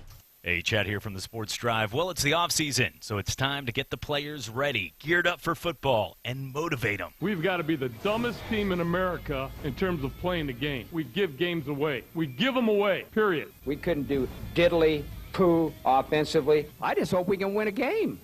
Watch 48 more hours of videotape, gain another 10 pounds. That's how you get ready for Sunday, okay? Or that. Join us for some off-season fun right here on the Sports Drive, 5 to 7 on ESPN Pensacola 94.5. If you're hitting 200 at the plate for the Pensacola Blue Wahoos, life isn't that great. But if you're hitting up 200 before the Wahoos games, things can't get much better. 200 South is your Blue Wahoos pre-party destination. Grab an ice-cold draft with the best selection in town at World of Beer. Relax in the most hoppin' spot at Blend Lounge. Or grab a quick bite to eat at Graffiti Pizza or Taco Aguave before the game. 200 South Palafox in downtown Pensacola. Peanuts and Cracker Jacks are all right, but a slice and an ice-cold draft, now that's a home run. Hello, it's me, the designer jeans in the back of your closet. What happened to us? I used to summer in the Hamptons, and now I'm stuck behind a pair of sweats. Okay, maybe I never really fit you right, but I got a lot more Sunday fun days left in me. So take me to Goodwill, where I can really make a difference. Your donations to Goodwill create jobs, training programs, and education assistance for people in your community. To find your nearest donation center, go to goodwill.org. Donate stuff. Create jobs. A message from Goodwill and the Ad Council. Our Pensacola Wahoos are back for another season, and with the new season comes some fresh and new changes. Our Wahoos are now the new AA affiliate of the Minnesota Twins, and they have a new broadcast home here in Pensacola, right here at your hometown station for hometown sports, ESPN Pensacola 94.5. Catch all the Wahoos action from home and away with Chris Garagiola. Wahoos baseball presented by Denny's on the new official flagship station for the Blue Wahoos, ESPN Pensacola 94.5 and ESPNpensacola.com. Hey there, I'm a glue stick, so I have one job. I glue kid stuff. So sorry for being jealous of Geico, who does a ton more, like give you 24/7 access to thousands of licensed agents. And Geico has been around for over 75 years and has a 97% customer satisfaction rating. While I've just got mediocre adhesive skills, Geico also has an award-winning mobile app. Uh-oh, arts and crafts time. No eating the glue stick. Miss Lydia! Geico. Expect great savings and a whole lot more. We take you to the Hotel Martinet in Brooklyn, where Bobby Millett and his orchestra are offering a program of dance music. Yeah, 1990 quad. 69 boys backed up by the Quad City DJs. One time, cotton candy, sweet and gold. Let me see the deuce roll. Come on. Just make that deuce roll. Here we go. Just make that deuce roll. Justin 2 and myself were just enjoying the performance that these two are putting on. Yeah. I mean, I think we got our next 2 contestants for Dancing with the Stars in here. To the side. Yeah, to the side. we're just taking a minute to just watch Justin and Davis just, go to town with that song. But that is our Jock Jam of this week. It's the 69 Boys with Tootsie Roll. And our Jock Jam, again, if you are new to the show, it's a song that you will hear play in a stadium or an arena at any sporting event. We like to feature a different one of those songs throughout the show. And, we have a lot of fun doing so. But, now we kind of want to switch gears and talk about our winners and losers here on the show. And I tell you what, I'm still trying to kind of decide on who I want my loser to be. So I am going to, whoever it is that you have a winner and loser already set, ready to go. Let's go ahead and I'll let you take it from there. Well, my winner is the Minnesota Twins. To get us started, the Minnesota Twins just absolutely crushing the baseball as of late. Personal for me because Rocco Baldelli is their new manager, first year as their manager. He was one of our best baseball players for the Tampa Bay Rays. He was drafted by us, and he was honestly one of our first stars of the Rays. His career was kind of cut short a little bit, and because he had a disease that he would just get tired really fast, and then he managed to come back. He played a couple more seasons for us. He was a big part of our World Series team, and he then went to the Red Sox, but then came back to the Rays, and then he joined the coaching staff, and then he joined the front office, and now he's really successful with Minnesota, who, by the way, was the first team to reach 100 home runs, just blasting the ball. They're the best team in baseball right now, and also they're our Blue Wahoos affiliate. It's really been nothing but a great partnership, so I'm going to have to give my winner to the Minnesota Twins as of right now. My loser, I'm going to shift on over to the state of Wisconsin. The Milwaukee Bucks star Giannis Antetokounmpo. He is my loser because he walked out of his press conference after the Bucks lost to the Raptors. Cam Newton. He walked out of the press conference after he's asked, a fair question, and you could argue that he said it wasn't anything personal. He said he got tired of really being there. He was ready to go. He was done. He did talk to the reporter and said it wasn't anything personal. But Giannis, as a young superstar, you need to hold yourself better. You are my loser for how you conducted yourself after your team lost. All right, I'll go ahead and go with mine. I think for my winner, I'm going to go with the St. Louis Blues for getting the win, bouncing back, getting the win in Game 2, being at home in Game 3.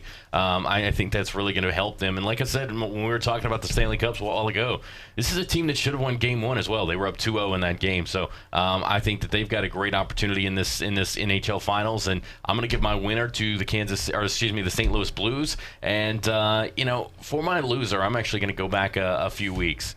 Or a couple of weeks, actually. It hadn't been that long ago. I'm going to go with Dominique Brazil because of that fight with Deontay Wilder and just that absolute knockout punch he suffered. That was a tough thing to watch, and I'm sure it was even tougher to feel. So because of that, he's going to be my loser for this week. Okay. My winner might be a surprise to you. It's going to be Drake, just because he's got his reaction. He's gotten attention. He's gotten the spotlight. So he's gotten what he's wanted. So I want to give it to him.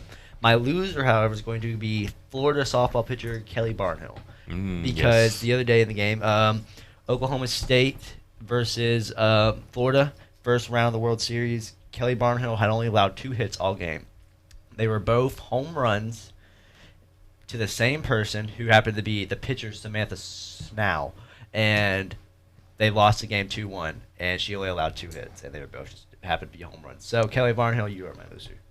I feel bad. Having trouble picking losers here. I've got 2 really good ones, but I'll start with the winner. For my winner, I'm going to go with A.J. Bumpus of Cincinnati. Baseball last night, 5 for 5, a triple, a home run, and 3 RBIs as they pulled off the upset against Oregon State in the Corvallis Regional. And if you were anywhere near your phone during that game, you watched bases loaded, 1 out, bases loaded, no outs. You've got Andy Richmond, whatever, the possible number 1 draft pick, get intentionally walked with the bases loaded, and Cincinnati goes on, or Oregon State goes on, take a lead, and then blow the lead in the 8th and the 9th. So shout out to Cincinnati for that upset. Cincinnati should be your loser for that. No, they're a winner, man. I know, but they should game. still be your loser because you did that. You walked someone with bases loaded. Did they win the game? Yeah, but still, you did that. I am okay with You're it. a wuss. The thing is, he is a great baseball player. He's one of the best. He's one of the best. 420 with 17 home runs. 440 with 17 home runs. 420, not 420. You're banking on him possibly hitting a bases clearing double, or maybe hitting a single, that would score 2, or hitting a grand slam in such a crucial moment. And because you're holding a comfortable lead, you would rather give up 1 run than give up more than that, possibly. But then again, you could have possibly struck him out, have him fly out, ground into a double play. You did avoid doing that. It's baseball. Nothing is but they ever won the game. guaranteed. Nothing's guaranteed. That's the thing. Yeah, if they lose the game, though, we go back and we say, yeah, that was a big loser. That was a losing moment for them. They should have tried to go after him, but that's not the conversation now. That's just how sports works. Yeah, and I'm trying to pull up the exact situation here last night, but I understand where they were coming from and why they did what they did, so I gotta give them a kudos to that, although I'm not a big fan of the move. But with that being said, AJ Bump has had a great night, helped him pull off the upset, so definitely my winner. I kind of want to throw out 2 losers here real quick. If that's you can, because I think what we could do is we have superlative winners and losers. Yeah. Like other guys who we're thinking about. And here we go. I'm going to go with my main one being Justin number 1. Justin McGinnis is my loser for the day. And we recorded a sample episode yesterday talking a little college baseball predictions for each regional. And the Stanford regional, he pulled that UC Santa Barbara was a team to look out for. And I said Fresno State. Well, those 2 teams matched up last night, and Fresno State absolutely hammered UC Santa Barbara 8-2. So thank you for that, and I am proud that I was on the right side of that prediction for last night. And my second loser, Mike Poltonevich of the Atlanta Braves, still has not quite pulled it together, and this could go as the overall pitching staff as a whole, because the Braves lost to the Tigers last night 8-2, and that is an embarrassing thing, especially when Folty threw better his last outing and struggled all year, and then he comes back last night and gets hammered, to say the least. All right, Justin. What's up? I already did mine. You already did yours. That's right. Yeah. Okay. So we flew through that segment. I was like, this is why we should. I say we have a superlative. All right, let's try and brainstorm right now. First off, another loser is the NBA fining. They are fining Clippers head coach Doc Rivers $50,000 for quote unquote tampering. But then you look at LeBron James and he gets away with everything that he does. The NBA, that's just dumb. But I see where they're trying to come from. They needed a test dummy, essentially. Yeah. They needed somebody to possibly say something, and just so they can enforce the tampering rule. But they weren't going to enforce it on LeBron. Yeah. Although he would have been a great example. He would have. I would love to see that. And to correct what I said, Adley Rutschman is his name. It was 5-2, bases loaded, nobody out in the bottom of the 7th. Cincinnati was up, and they put him on to go make it 5-3. That's some serious. And that's a brave move. That's interesting coaching right there. Not necessarily. Maybe if it was like 1 out or 2 outs, maybe you do it. But you had nobody out, and you're like, "Hey, go ahead to first. We'll give you that." Right. That's why I say you don't do it. I've seen that done with Barry Bonds. Well, yeah, that's Barry freaking Bonds. That's like the moment you would see it, right? I will say this kid has hammered the ball, so I understand why, but I don't know if I would have done it. But still, you're here for a reason. You made it to the regionals for a reason. You're good enough for a reason. Why are you scared of one kid? Nothing's ever guaranteed. No at-bats guaranteed. Nothing. I don't think it's the scared factor. I think it's more they come into that game saying, okay, this kid is not going to be the one to beat me. Okay, but you can beat me, but I'm not letting him beat me. And he already tripled and doubled in that game. Okay, but here's the thing. I mean, the next guy can do the exact same thing. He could hit 1 out as well. It does it. I understand what you're saying, but I still think it comes down to their mentality was, Adley Rutschman is not beating us. Someone else can. We are not letting him beat us. It's still that took a lot of absolutely. a lot of cojones to call yeah, that. some big cojones. I don't agree with it. I but hate it. That's I'm sure that was their mentality. Look, I think that there's a strategy involved in that, obviously, and it worked out for them for the better. Now, with bases loaded, nobody out, I'm over like, oof, you still walked him? You still give up a run? The floodgates could have definitely blown open if you had faced him. I'm more on the side of keeping the competitive edge and trying to go after him. As a pitcher, I probably wouldn't have wanted to walk him because you have that intensity, right? You have. Yeah. I quit pitching when I got to high school because I honestly was not that good as a pitcher. I was better in the field. I belonged in the field. Plus, I wanted to hit. I as a pitcher though, I would have wanted to face him. It's like Major League 2. Y'all ever see Major League 2? Oh, that's the better. That's the better one. No, it's not. Yes, it is. No, it's yes, not. it is. All right, that's a different argument for a different time. But in Major League 2, Wild Thing had sucked all throughout the season, but then he's finally there. He wants to face Parkman. He's like, well, Parkman's not the batter. It's this other guy. You're going to face him. I'll walk him. I want Exactly. Parkman. That's why it's better. I don't care. No, man. The first movie's so much better. I don't like the first movie's. We're going to have to talk after the show. It really didn't benefit them all that much though, because Oregon State did take the lead that inning. It was 6-5 once that inning was over. Cincinnati just got lucky and came back and won the game. Well, here's my thinking. Could it have been possible that maybe that the coach thought that maybe the pitching matchup with the batter behind him was the better matchup for his pitcher that he had out there, and that's maybe why they walked him as well, because A, he's hitting the ball better, but also the guy behind him is a little bit better of a matchup to get an out, and then possibly maybe even a double play. Yeah, I don't know. That's a good point, maybe. And I'm looking at this. I wasn't watching the game as it happened, so I don't know the exact matchup, but I do know that this pitcher had already thrown 14 pitches, and the bases were loaded with nobody out. So it kind of makes you wonder if the matchup at all was going to be any different no matter who they put out. So it was a bold move, and I credit the coach for having the cojones to do it. Wow. That situation, it's insane. Yeah, that is definitely some testicular fortitude with that call there. We're going to take a quick timeout. When we come back, more Sports Call with Jordan and Davis coming up next on ESPN Pensacola 94.5. Hello, it's me, the designer jeans in the back of your closet. What happened to us? I used to summer in the Hamptons, and now I'm stuck behind a pair of sweats. Okay, maybe I never really fit you right, but I got a lot more Sunday fun days left in me. So take me to Goodwill, where I can really make a difference. Your donations to Goodwill create jobs, training programs, and education assistance for people in your community. To find your nearest donation center, go to goodwill.org. Donate stuff. Create jobs. A message from Goodwill and the Ad Council. Pensacola is loaded with famous athletes, and when it comes to seeing a chiropractor for their sports injuries, there is one team they trust, Doctors Edwin Roberts. A family tradition for 3 generations, Doctors Edwin Roberts Chiropractic, next to Legendary Fitness on Mobile Highway, has helped champion athletes like Emmett Smith and Trent Richardson. Doctors Roberts specialize in relieving auto accident pain to physicals for the student athlete. The best treatment for sports injuries is prevention. Call 912-4155 for a free consultation and change your life forever. ESPN Radio is taking over ESPN News.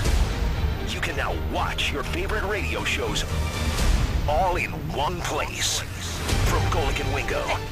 Oh, yeah. To the Dan Levitard Show with Stugotz. All right, I'm available every day, thanks. To the Stephen A. Smith Show. I just don't understand this guy. To the Will Kane Show. It's my job to tell the truth. From morning to night, the best of ESPN Radio is now available on ESPN News. To protect her home and family in a disaster, Karen was willing to wade through water, mud, and insurance paperwork. Yeah, I can do this. You go, Karen! By simply understanding and updating what her insurance covers and doesn't cover now, she'll be better prepared no matter when disaster strikes. Learn other simple ways to protect your home and family before a natural disaster at ready.gov. That's ready.gov. A message from FEMA and the Ad Council.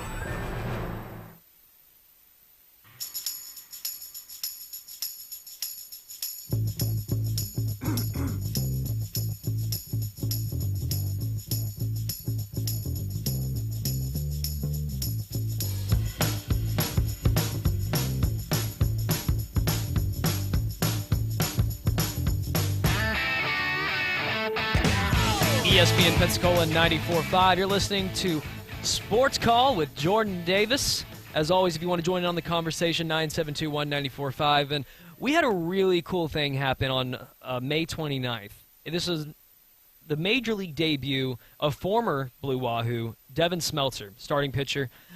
He's an incredible story. First off, he pitches great during his short time with us. I think he only pitched for us for about a month. And during the preseason, like before the season even began, before spring training even began, this was back in January, the Minnesota Twins, some of their front office members, and a couple of their players did a winter caravan. They came on down here. They did a meet and greet with the fans. They introduced themselves essentially to the Pensacola area because this is the first time that we are now experiencing the Minnesota Twins. For the last 8 seasons, we've had the Cincinnati Reds. So now here comes Minnesota. So they bring 2 players with them. One of them was Devin Smeltzer, and I had a really cool opportunity to be able to sit down and talk with him. And the reason why I'm bringing up this interview now is because Smeltzer made his major league debut pitching 6 innings, giving up 3 hits, no runs. This was against the Milwaukee Brewers. He's getting out the likes of reigning MVP Christian Yelich. And his story is amazing because at 9 years old, he was diagnosed with cancer. And so from the very get-go, his outlook is looking a little bleak. But like any cancer fighter, they're not going to give up. They're going to fight. But not only that, not only does he beat it, he now beats the odds of now becoming a major leaguer. Because let's be honest, less than 1% of kids who play baseball today are going to be big leaguers. So this kid overcomes the odds of beating cancer, and now he overcomes the odds, and he becomes a major leaguer. And what an incredible story this guy ended up being. He says he's worked his whole life for this. He's dreamed his whole life about this moment. And the most impressive part about his major league debut, he said he was not at all nervous. And I believe it. I don't think he was just saying it. I believed it. You watch the highlight. I didn't get a chance to actually watch it live. We don't really get the Minnesota market here. But watching the highlights of him pitching, just seeing the calmness of him, just seeing how he handled himself, the pressure of this moment, it was non-existent. So that's why, looking back, before the season even began, when he was still a guy in Double-A, I wanted to now go back and play the interview I had with him before the season even began. First off, Devin, just give me your first and last name, your position with the Twins organization. Devin Smeltzer. I'm a left-handed pitcher. And this is your first year with this team. To my understanding, you were traded recently. Tell me about that trade leading up to it. When were you drafted, and were you drafted out of high school or college? I was drafted out of San Jacinto Junior College in Houston, Texas, in 2016 in the 5th round by the Dodgers. And then there was a trade that involved Brian Dozier that brought you over here. And to my knowledge, you just arrived at Pensacola, so you really don't know much about the community just yet. Not yet. I have a buddy here who's flying and training here. So for the past few months, he's been really fired up that the Twins signed with Pensacola, and he's been telling me like how great the city is, and I can't wait to get here. I'm a big fisher and golfer, and I've heard that the people here are just unbelievable, so I'm excited. Well, you're a lefty and you're a golfer, so that means you and Bubba Watson are becoming good friends. I'm a little wacky. I golf right-handed. I Really? pitch left-handed, golf right-handed. Hey, it's okay. I write left-handed, but I play golf right-handed myself. Yeah. Right left-handed play. Did I say that right? Yeah. Anyways, man, tell us about just overall your playing experience, and what are some of your expectations going into this year? I'm going to go out, pitch with my heart on my sleeve. I've been through a lot in my life, so I know that there is no tomorrow, and you got to leave it out there. And I'm just going to go out, control every pitch, take it for what it is, and just trust that my preparation and the process will take care of it. Now, tell us about what it's like to be traded. You get drafted by the Dodgers. You expect to be playing for the Dodgers, but then all of a sudden you get the phone call that you're traded. Just kind of tell us a little bit about what that process was like and just how you handled it moving forward. It was one of the craziest days ever. Honestly, we were on the road. Pitchers were out for stretch, playing hacky-sack, getting ready, and I had a buddy come out and say, I got some news, and he said, Smeltzer, you've been traded. We all thought he was kidding. He's like, no, really, you got to take it in. And I went inside, and I said my goodbyes, and within an hour I was in a 3-hour Uber back to Tulsa, Oklahoma, packed my bags, packed up the truck in the place I was living with my wife and dog, and drove to Chattanooga and was available to pitch within the next 48 hours. So it was just a crazy roller coaster of an event, but it's going to be a great opportunity. I've loved everything with the Twins so far, and I'm super excited where it goes. Now, does that actually say anything to you about getting traded? Does that in a way flatter you that a team is trading for you, or perhaps the Dodgers feel you are best suited for another organization to be successful? Like, how did you personally handle it? Honestly, it's definitely a good thing. Brian Dozier and the name that he is, it means you have a lot of worth and to the organization that wants you. And the Dodgers were trying to win a World Series, and they had a plan for me, but it's a business, and it's win now, and it's not win 2 years from now. So Brian Dozier, they thought, could help them win the World Series right then and there, and that means a lot that I was put on the table for the business, and the Twins wanted me, and hopefully I have a great career with them.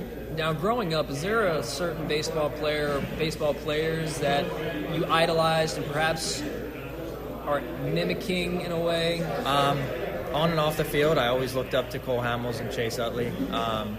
They're both hard-nosed players. Chase Utley was old school, sliding hard, playing hard, does a ton off the field, and same with Cole Hamels, just a very well-groomed pitcher. He knows what he's doing, and him and his wife also do a bunch off the field, and they're both great people to look up to, and they're still doing it. And that I try to mold myself into how they were, and be a great pitcher, but also a good person off the field.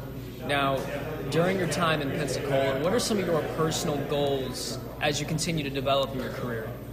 Just continue to prepare, and I take a lot of pride in my preparation and in making sure my body's ready, my plan's ready for each night, and honestly just go out and give everything I can to win, and try giving the city some fun and get him a ring.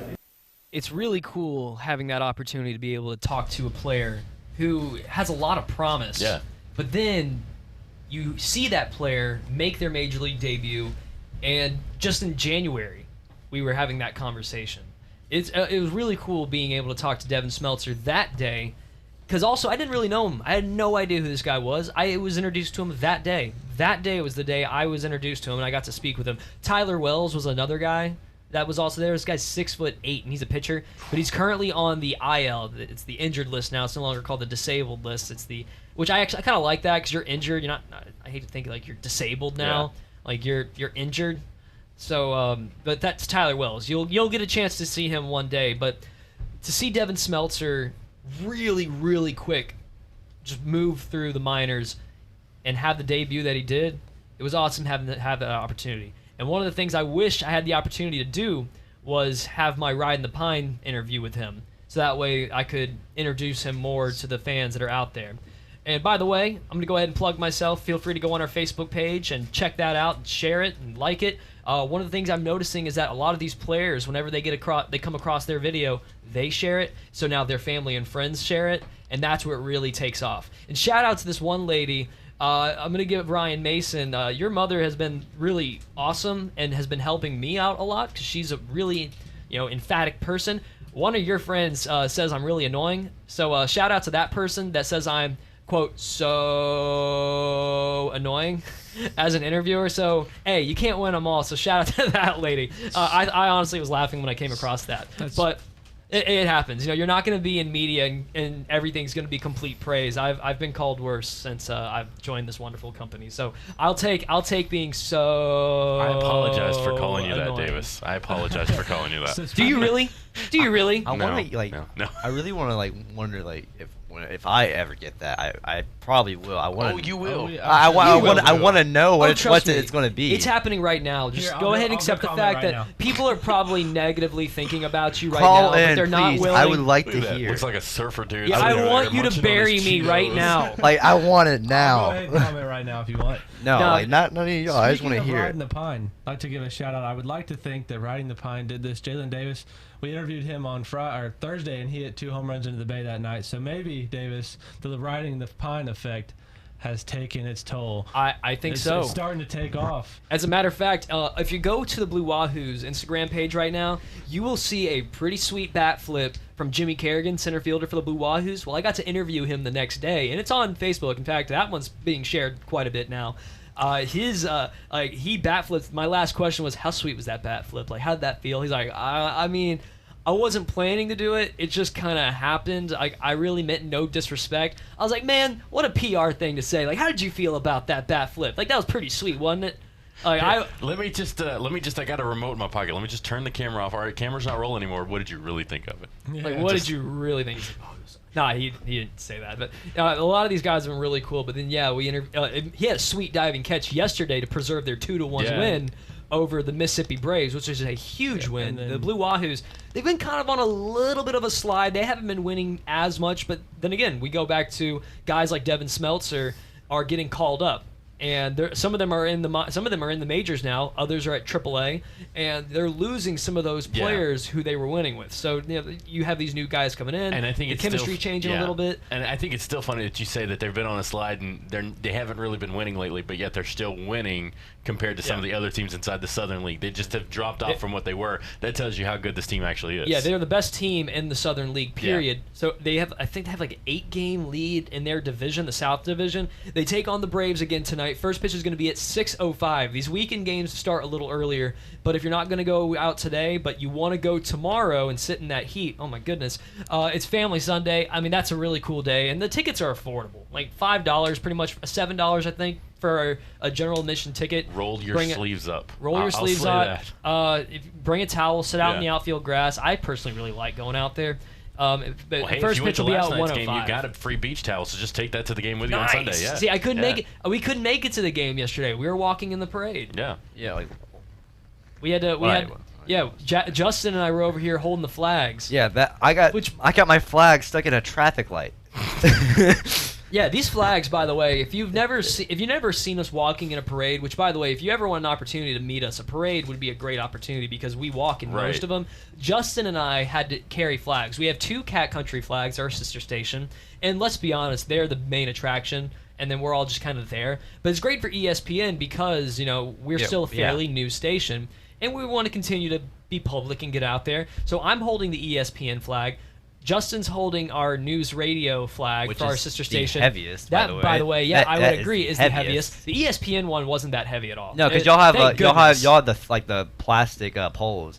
Mine was like the giant metal pole. Yeah, it was my first time though carrying a flag during a parade. Justin, I think you've done it a couple of times. That was my second or third time. Yeah, it was my first time doing it, and dude, yesterday was so hot.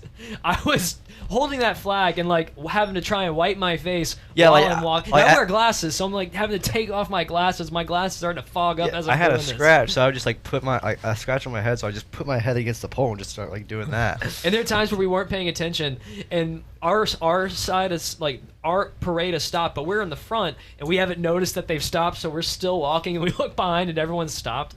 Yeah, it was definitely confusing. I want to hear more about the street light, though, but we're going to have to take a quick time out. So I want to hear about it during the commercial break. We'll be right back with more Sports Call with Jordan and Davis on ESPN Pensacola 94.5. There's a lot going on right now, and broadcasters are on the ground covering all of it, bringing you the weather, the traffic, and breaking news, all while entertaining you 24 hours a day. Someone needs to tell you what's going on around the world and in our hometowns. And that someone is us. We are free radio. We are always there. We are broadcasters. Visit wearebroadcasters.com or text radio to 52886 to learn more. Furnished by NAB and this station. Business owners of Escambia and Santa Rosa counties, listen to this important message. This is Jeffrey, the marketing consultant for ESPN, News Radio 92.3, and Talk Radio WEBY. I've helped hundreds and hundreds of people just like you increase their business traffic and drive revenue into their doors. My service works. I design creative, attention-getting commercials that get results. It works for them and will work for you. I know what you're thinking. No one listens to commercials, right? Well, you just did. Call me, Jeffrey, 262-6000. When working at a growing business, you wear many hats.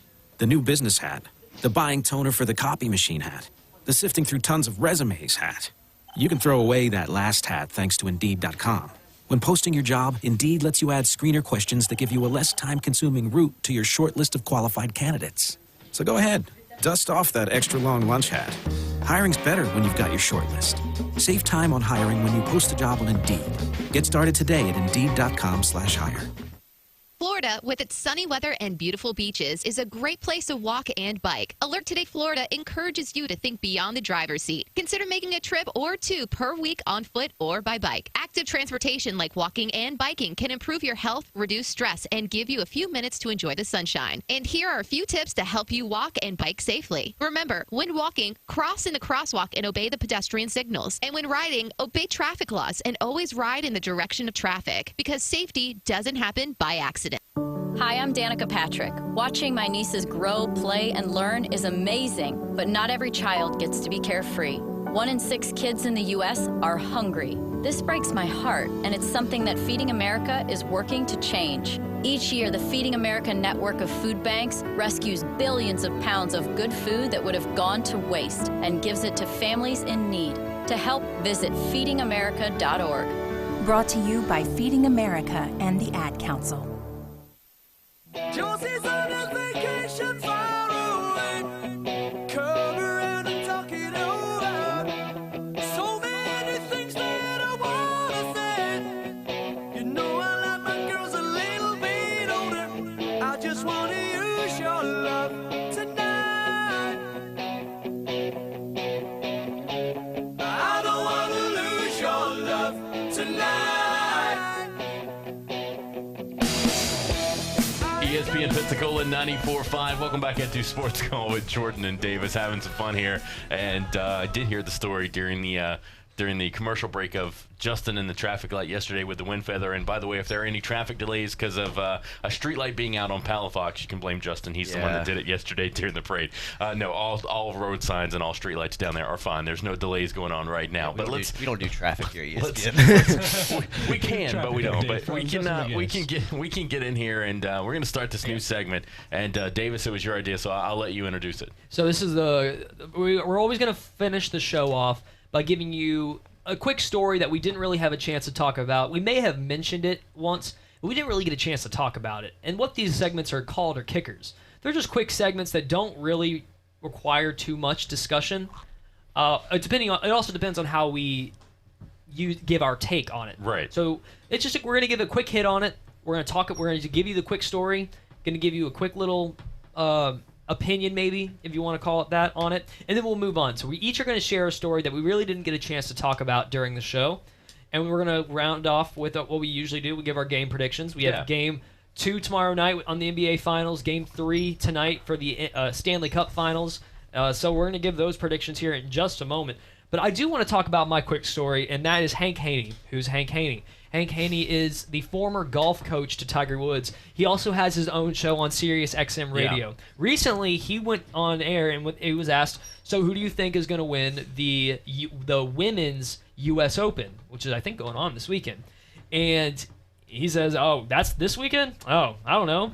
Probably a South Korean. Probably someone with the last name of Lee. Now, with that being said, just to clarify, there are a lot of South Korean golfers, female golfers. Right. There are some that are actively in the men's PGA Tour, but there's a whole lot. There's an influx of them in the women's, and they are really, really good golfers. So the way this was perceived, and this sounds like conversation two dudes would have at a bar, right? I don't think there's any kind of racism attached to it. I don't think there's any kind of malicious intent in there. But like I don't. But at the same time, Hank, in this society, Hank, you don't say that on air. I would honestly even say the biggest thing that he said that was wrong was him going, oh, that's this weekend? I didn't even know. It's basically kind of being like, oh, what, women's golf doesn't matter? Yeah. I think that actually might be the bigger issue. He was asked the question from his co-host, and his co-host was kind of going with him, but he didn't say what Haney said. Right. In the end of the day, he was suspended. His show is not on Sirius XM as of right now. Tiger Woods says he deserves the suspension. I agree. I think he deserves the suspension. I think it was dumb of him to say it, but I think he'll rebound. But, dude, in this day and age, you always have to watch what you have to say. The four of us in this room, we all know that we have to watch what we have to say here and on social media, anywhere, because our names carry with us and we need to watch what we say. It's kind of an unfortunate side effect because sometimes we have something on our mind that we can't say out loud, but we have to always maintain that professionalism. So Hank Haney, dude, you deserve your suspension. I hope he's not banned, though. I do hope he's not banned. I think he deserves to recover from this. He'll be better because of it. And by the way, he has apologized a couple of times since. That's my quick hit. All right. I'll go now. All right. So the other day, while we talked about this earlier, Florida and Oklahoma State were playing the College World Series. It was the first game of the tournament for the World Series. Like I said, there was 2 home runs earlier in that game, and there was an Alabama fan sitting in the stands. He caught the first one from Samantha Snow, and then Jordan Roberts went yard a little bit later. He also caught that same home run as well. So he caught both of those home runs, and it was the same guy caught the same home runs. And yeah, ESPN went out there and interviewed him like during the game as well. It was actually pretty cool though. Like you caught 2 home runs in the same game. So. Yeah, that's kind of rare. I think for me, I would go for my quick hit is going to be the SEC starting to sell alcohol during football games starting this season, actually. And this is something that each team is going to be able to do it in different ways. So I think you're going to kind of, whatever stadium you're at, whatever team you're a fan of, it's going to be different for each team. Case in point, Georgia's a little ridiculous. They're going to be selling beer and wine to certain donors of a certain level. So if you donate $25,000 or more to the athletic department, then you'll be able to buy wine and beer in certain areas of Sanford Stadium. I think that this is something that people were already sneaking in alcohol into the games. They were sneaking in flasks. They were sneaking in the little airplane bottles of Jack Daniels or whatever it may be that they like to drink, whether it's sticking it in the sock or taping it to their leg or, whatever. They were sneaking that stuff in. So now this gives the school, it gives the university, it gives them an opportunity to, bring in more advertising and branding for their program, but it also gives them another chance to make a little bit more money. So I'm all for it. I don't see it being a bad thing. Just it has to be, regulated to where there's not any bad situations going on. And it seems like they're doing the right thing with this. You can't buy after the third quarter. They're going to stop selling in the third quarter. So it's going to be like there with baseball games, last call is during the 7th inning. It's going to be kind of like that. They're going to stop selling in the third quarter. You can only buy a certain amount, and they will keep tabs of how much you buy. However they decide to do that, I don't know. But it's you can't go up there and get 12 beers. They're not going to sell you that. Just quickly on the Georgia thing, if you're going to pay that much to the school, you should be able to have some alcohol at the game. Beer and wine for free. So I think that should be like an automatic. Plus, if you're spending that much money, you're probably up in the private deck area. Yeah. We had season tickets to Florida Gator games, and we were like on the 40-yard line with what were called Bull Gators. That's the highest booster. Right. Bull Gators. And I've sat up in the private box. I would rather sit in the bleachers all day, every day. I want to be with my fans. So that's my take. Well, I was gonna do the MLB home run record in May being broken at 1,135, but we already touched on how balls are juiced. Talk about it. Yeah. Balls are juiced and all that. So I'm gonna actually shift gears here to Carter Stewart, former Braves draft pick last year, who didn't sign. Last week, reached an agreement with the Fukuoka SoftBank Hawks in Japan. So he's gonna forego the MLB draft this year and sign with Japan, and he'll be eligible to return to Major League Baseball when he is 25, which would be basically if he were to hit Major League Baseball at 22 years earlier than what he could in Major League Baseball. So just something that could possibly happen. I don't think many more guys will actually do this, but it's a way for him to get paid quicker and to play over there and have a chance to come back to America and make a lot more money a lot quicker. And hey, playing in the professional league in Japan, that's a fun league to play in. Yeah, the Japanese absolutely love their baseball. Also, R.J. Hampton, same story. Out of high school, he's choosing to go play in New Zealand for a year or so to get paid over there. The rule is currently in college basketball that you have to be outside of high school for a year. Yeah. That's all it is. But a lot of them choose to go to college because then they can play competitively and they can get that national exposure and get better. He's going to go get paid in New Zealand. And I'm curious to see if this is going to become a trend. Yeah. I think this happened more along the lines because obviously he didn't sign with the Braves last year. He wanted more money, and the Braves found a wrist injury that didn't show up until physical after the draft, and they didn't sign him. Obviously, he wouldn't agree to a contract with less money. So this year, I think the bigger reason is he wasn't going to get drafted as high as last year because his velocity dropped to 92, 93 instead of 95, 96 like it was last year. So this is a way for him to get paid and get paid a substantial amount and make money quicker. So just an interesting topic there to see how that progresses throughout the next few drafts. You know what's going to be really interesting is when we see a high school football player go straight from high school into the XFL, because the XFL is not going to have an age limit. There, you can go straight from the high school into the XFL. So the first time we see that happen, it's not going to happen rare, or it's not going to happen a lot. It's going to be rare in the XFL. But the first time that happens, that is going to be a massive, massive story. All right, let's get to making our picks. We'll start with the NHL Stanley Cup Finals tonight. You've got Game 3. It's the Bruins and Blues from St. Louis. This is a game that is tied up at 1 apiece. Or excuse me, a series that's tied up at 1 apiece. I'll go ahead and go first. I got Boston. All right. All right, tonight in St. Louis, I'm going to give it to St. Louis. All right, St. Louis should have won Game 1 on the road in Boston. They were up 2-0. They end up losing that 4-2. They come back, win Game 2 on the road in Boston. I think they're going to get it done at home as well. They should be up 3-0 after tonight, but they're only going to be up 2-1. It's a big game tonight. This is a huge game for St. Louis. You take this one, see if you can keep that momentum going, and hopefully I'll be wrong about Boston winning the whole series. We'll see. I think they come back home and get it done tonight. I got the Blues. All right, let's move now to the NBA Finals real quick here. All right, NBA Finals. I got the Warriors. All right. Tonight, I'm going to give it to the Warriors. All right, I'm actually going to go with Toronto. They're still going to be in Toronto, so I'm going to go with Toronto. I hope the Raptors enjoy their one win because I got the Warriors for the rest of the series. All right, well, that is our picks for today's show, and it's going to be interesting to see. I think that's another thing it's really going to be interesting to see how this game continues to play out. Now that the Warriors have lost one, Toronto's got a little bit of confidence and momentum. How's it going to play out from here? Look, luckily we'll have a show next week and we'll be able to talk about this because this series is so dragged out. I think if I'm doing the math right in my head, I don't even think Game 4. I think we may be talking about Game 4. It'll be Game 4 or 5, yeah. Yeah, well, definitely not 5. Well, maybe 4. We may be looking ahead to Game 5, yeah. All right, that's going to be all the time we have for on today's show. Thank you so much for tuning in. For Justin 1, Justin 2, and Davis, I'm Jordan Glass. You guys have a great weekend. We'll talk to you next week on ESPN Pensacola 94.5. All sports, all the time. ESPN Pensacola 94.5 WYC.